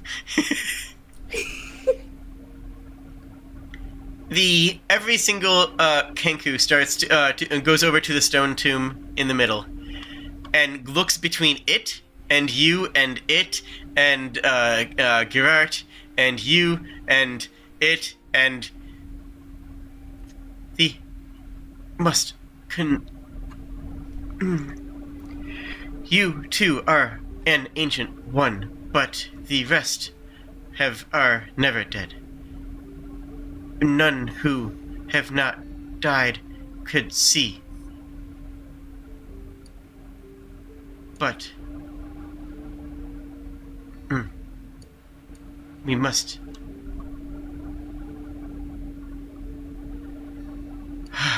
Okay. The tomb's lid slides off through magic, and before you lies a wretched abomination, half human, half avian. If there is such a thing as a peaceful undeath, this is not it. There is a crown with a large black gem in the middle of it, and there are feathers sticking out scraggly in various places where no man nor bird should have them. The arms are deformed and broken, and the fingers extended as though they would once become wings, but have failed in the process. What lies before you is a body of someone who is ancient, not a lich, not a man. This is what you would expect in a lich of 10,000 years to look. It is not what you would. It is not a pretty sight. Based on what I know here, based on what the Modron were doing, you don't mind me having like a stupid question? Is like a Not at all. running through my head, do you? Not at all. What would this be, like an Arcana check or a perception check of connecting why the Modron are here and why the Kenku are trying to bring about trying to get the Great Tree? Are the Modron coming because of him? You have nothing that would imply that. Okay. He's also been here for a hot minute. I understand that, but is there... It's probably the Great Modron March, which happens on a set schedule. Okay. It's just a thing that they do. Yeah, it's just a thing that happens, you know? All right, I just wanted to make sure. No, that's reasonable. Finding threads when there aren't any. No, absolutely. Well, and yeah, if you don't know about the Modron March, it's difficult to understand what's going on, because I know about the Modron March and I don't understand what's going on.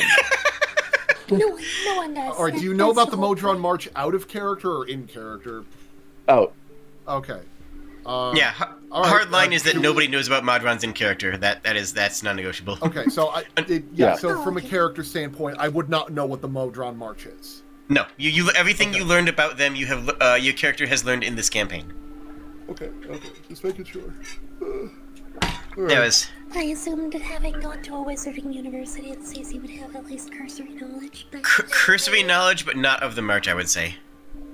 So, Rodolak folds his arms as he looks up at the thing being conversed with, as he says, Jusoic, I presume. It lies silent. The lead of the wizards turns and looks at Jusoic, looks at the party, looks at him again, and looks at Gerard. The Ancient One would have us march to war.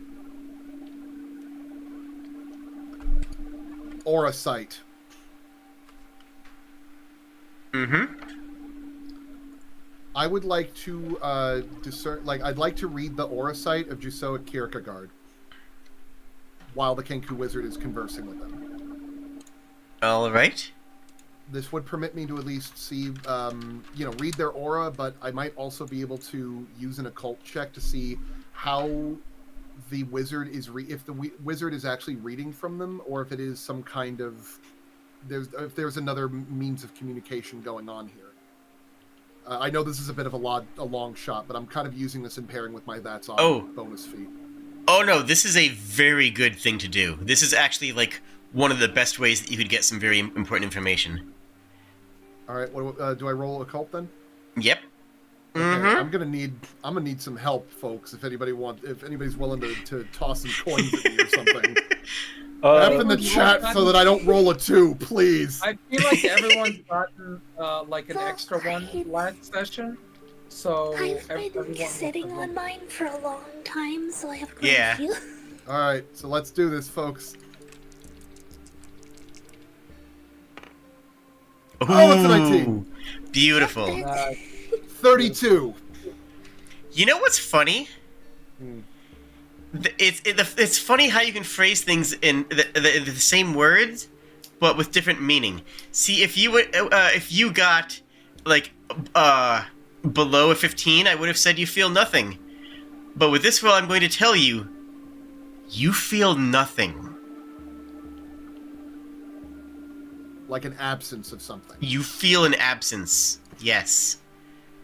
Jake. Yes. I have something on my character I've had since the whole game, and I've never had a good reason to use it. I don't think. Can I read the psychrometric resonance on that body?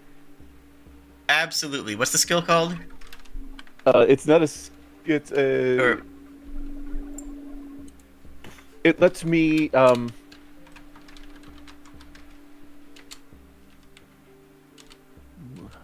Probably. Oh. Oh, I found it. Yeah, that's not as useful as I thought for this. It would be useful for other things. Well, I mean, you've been sitting on it the whole time, and but so I'm just Yeah. tell me how you would like to use it. If like, I tell me would how you like would apply to- that skill into the situation. So like in a movie, if somebody's going to do an object reading, they pick it up and they get a memory from it. I would like to have somebody else's flashback. Ooh. Somebody else's flashback. Now there's a concept. Okay. Give me an occult roll.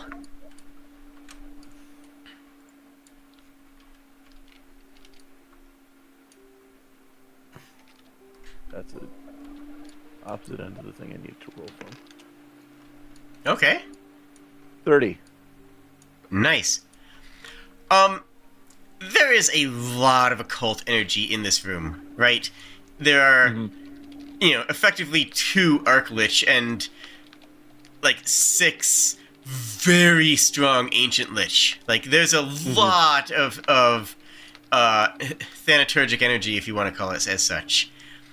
Enough that you, the reflection that you are, quivers in the way that it has used to. And for... Yeah. And you disjoint through Jusoic's memory for a moment.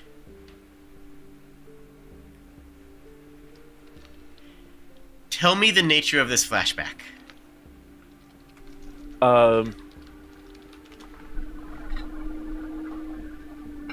Okay.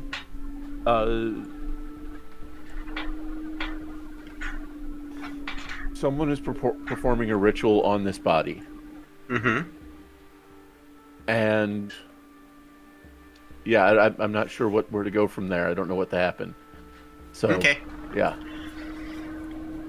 The flashback begins with a fairly young-looking Gith with dozens of books in front of him and thousands of dead crows, and leaving a waist-deep pool of blood in a small room.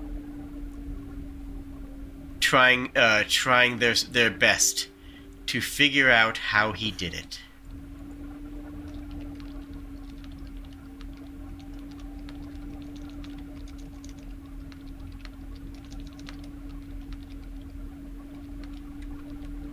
That is your flashback.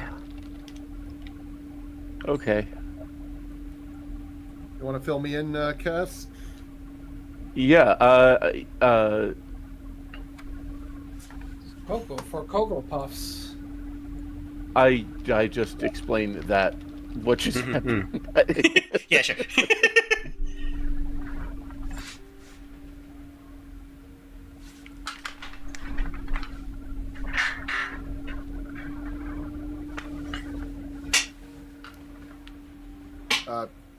Cass, you kind of stopped mid-sentence. Oh, sorry. I just explained to you what the vision that I just had. The same thing. You just heard. Okay. I'm going to. Waist-high blood, just crows. Yeah. All right, you need to. Okay. So the waist. All right. So I'm just gonna. I'm going to out of character just so I stay focused. The dynamic, the vibe I'm getting with this Orsight from Jusoa Kierkegaard has no bearing on like my backstory or Cass's backstory. Correct? That is correct. Okay. I want to make sure about that because sometimes I No. can get. Yeah. I don't want to fall into a player trap on that one. No, that's fair. It flags with Koss not because of reflection, but because of vision of death. Because of the vision of their other deceased self, who gives them an insight into death and in a different way than them or Soba or other characters. That's Based on my aura sight, would I be able to infer what it means when you say you feel nothing? Because I'm assuming by nothing, you mean feeling an absence of Yes. even like necrotic energy. So would There I be able is to a- infer that this is a Sorry. dampening, like a hiding evil or something like that, like a hiding an aura, or is it a form of masking or something that even I'm not going to be able to properly infer? If it's a form of masking, it's a dang good one. Because it feels like there's almost no energy left in here, and the only sensation that you can get if you dig as deep as you can into it is pain. There is almost nothing left of this man, Okay. and that which is there is suffering.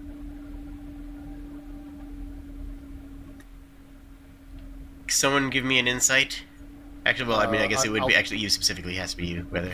It would, yeah, I'll do that. I'd also like to determine with this aura site if the energy that is coming from Jusoic, like that nothingness coming from Jusoic, Mhm. if there's energy coming from the wizards going into it, like a black hole of hate and pain.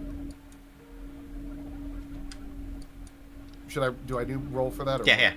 This would be perception, effectively, Okay. or occultism if you prefer it. Well, occultism would give me 2 more points, but that would be a 22 if I use perception. It's different. I mean, it's different answers, right? You know, it's which I'm gonna go skill with would the, give I'll you. go with occult in this one, considering Okay, that yeah. this is how I'd be determining it by my aura sight. Yeah, because it's.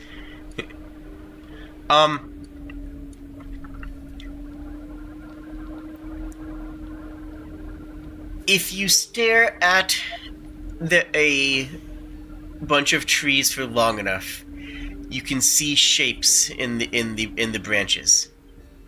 And if you convince yourself that the trees are speaking to you, you can hear them and understand their will.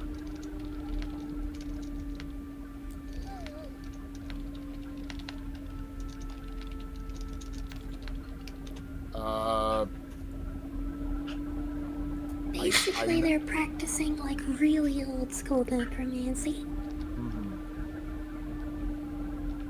And whether or not it's actually true or not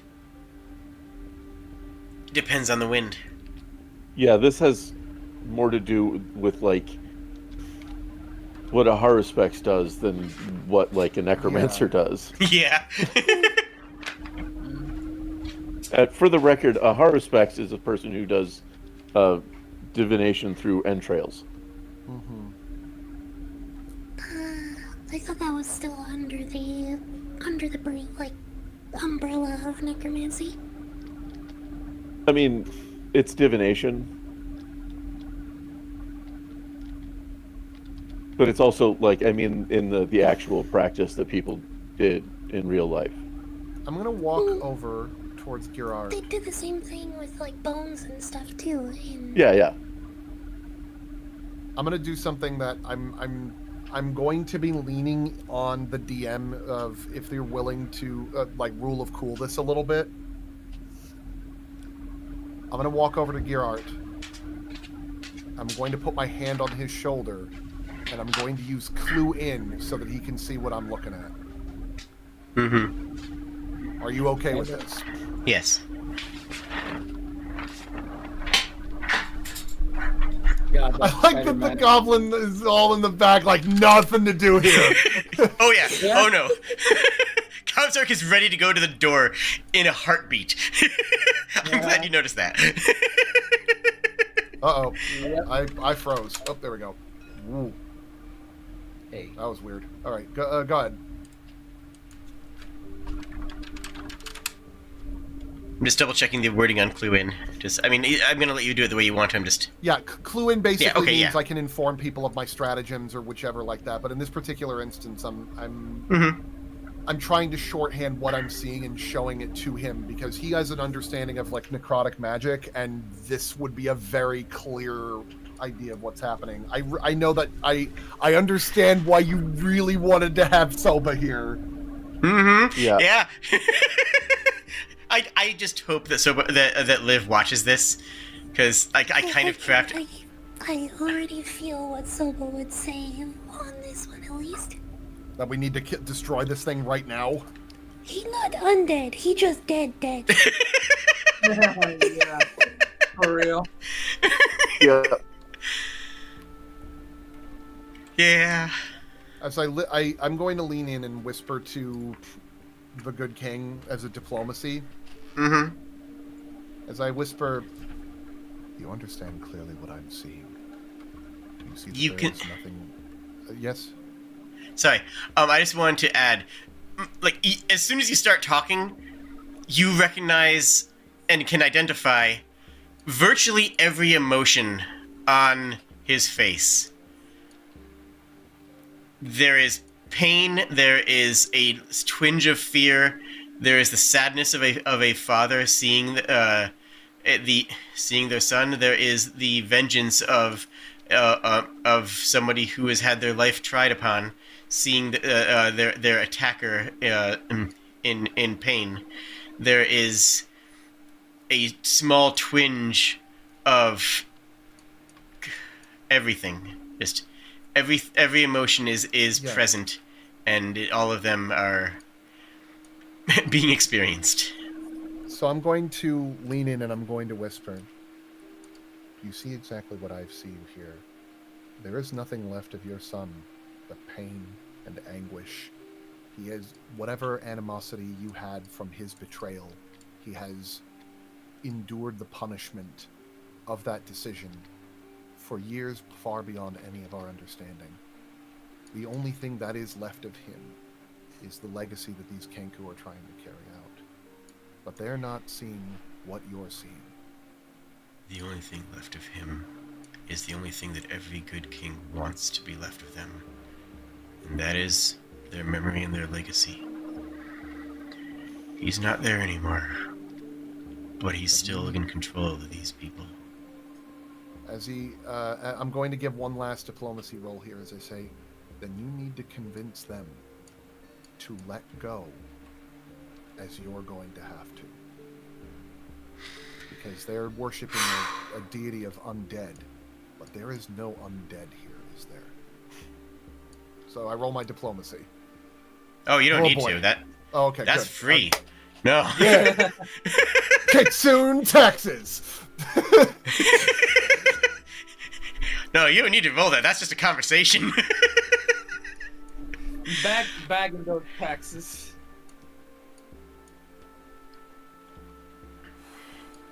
Gerard walks forward. The other Kenku are...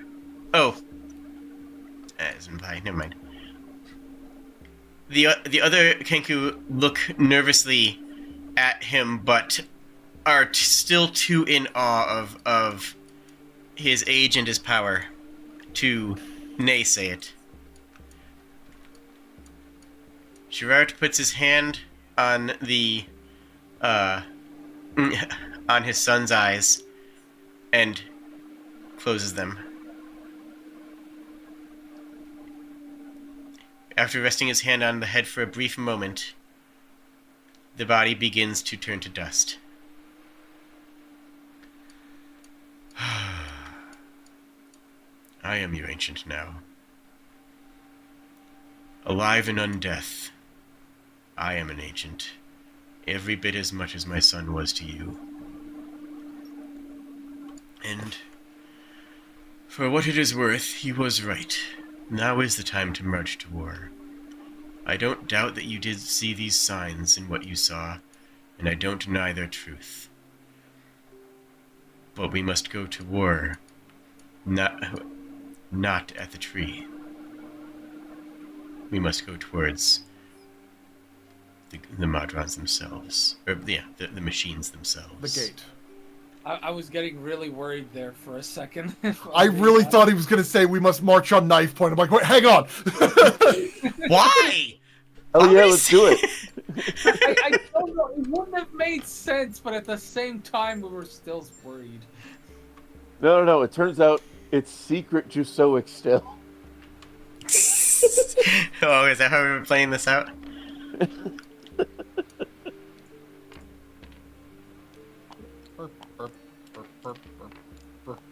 Sorry.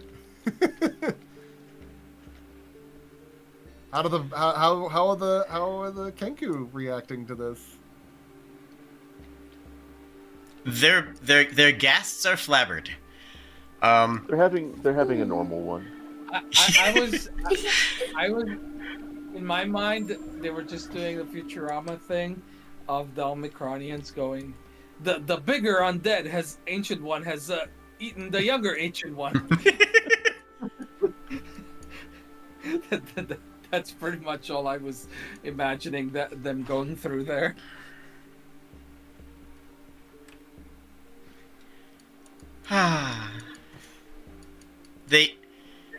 I think that's a good ending point for today. Oh no, it absolutely is. That's more or less where today ends.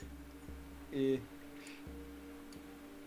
Hold on 1 second here, though. This is like the perfect stopping point. But I do want to check. Okay. Okay. Hold on 1 second. I need to. Like, no, this is a fantastic chapter close right here. Okay. And thank you all so much. This has been a delight. There were several ways that this could have gone, and I am so happy with this one. I'm assuming best case scenario just happened here. Honestly, yeah. Honestly, outside of the wish, this is as good as it could have gone. Oh. Any other missteps, and you would have it would have been a challenge of necrotic strength between Gerart and Lod. And I cannot believe that Aura Sight was such a clutch move here. it really was. Yeah. Like, Oh. Thank goodness for abilities that finally came into use almost near the end of the game. no, that was a masterstroke. I have nothing but respect for landing that like that, because the thing is, Lod was gonna cheat. Oh yeah, of course. Lod was going to draw on the strength of the necrotic bars that they have in storage, and you were going to have to recreate what you did in the Everyone is John scene. Oh jeez. That was actually my plan for the session. I was expecting it to go that way, but it's like, no, you landed this. You stuck the landing here. Stuck the landing.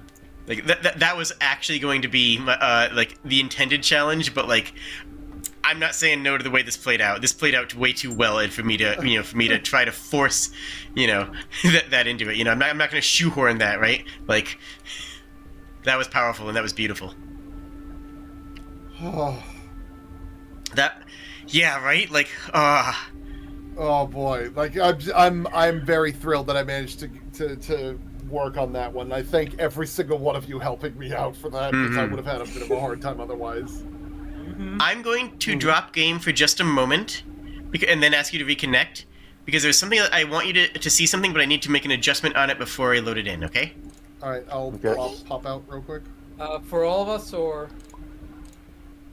yeah, I'm dropping game for a moment just because I need to adjust something on the map before I make sure that you guys can see the map, because there's a part of it that you can't see yet. You see?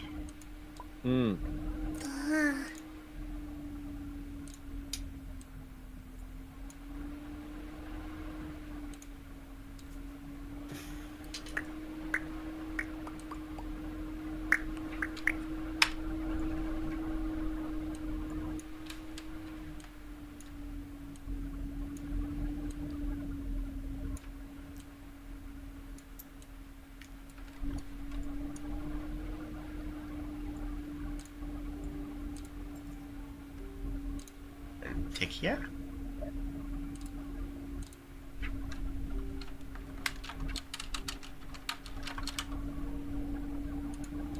Yeah, my build on CZ has been just like going for crafting stuff. I just pick stuff that's crafting related. So I picked up Alchemist, which lets me make bombs, because like potions and poisons and stuff didn't feel right for the character.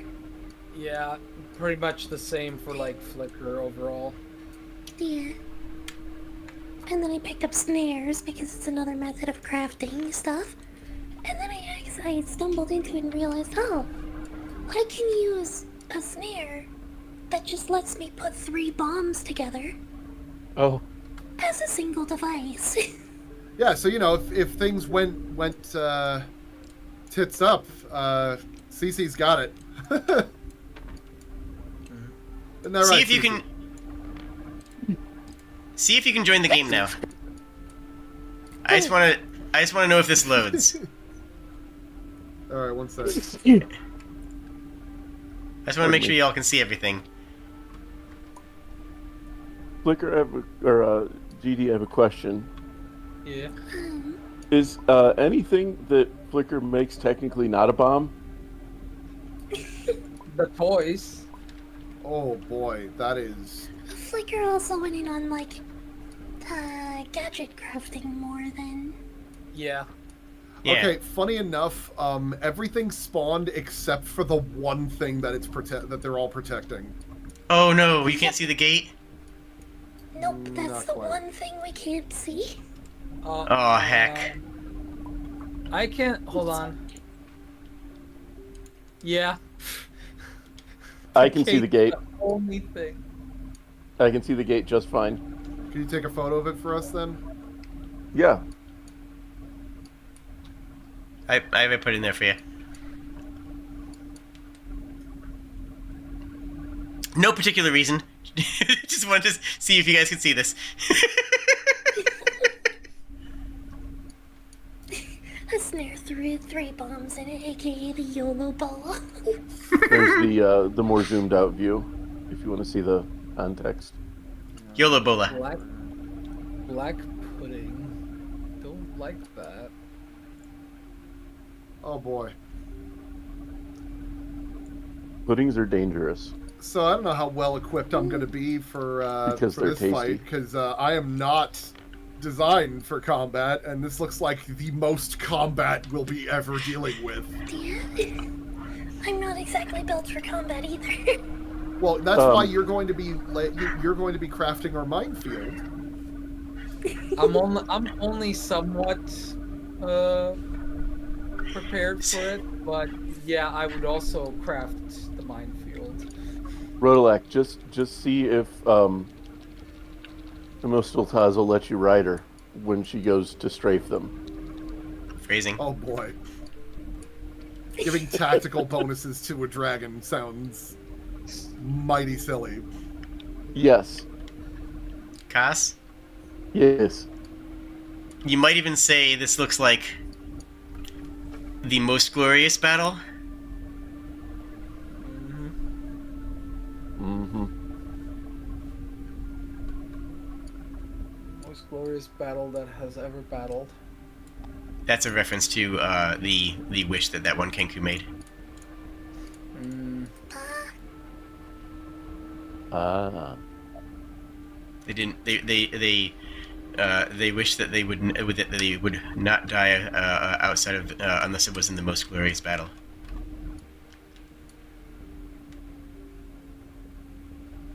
Well, anyways, I'm gonna be gone next time because I'm going on a holiday. It's true. So this is gonna I be. hope that you have a very good holiday, though.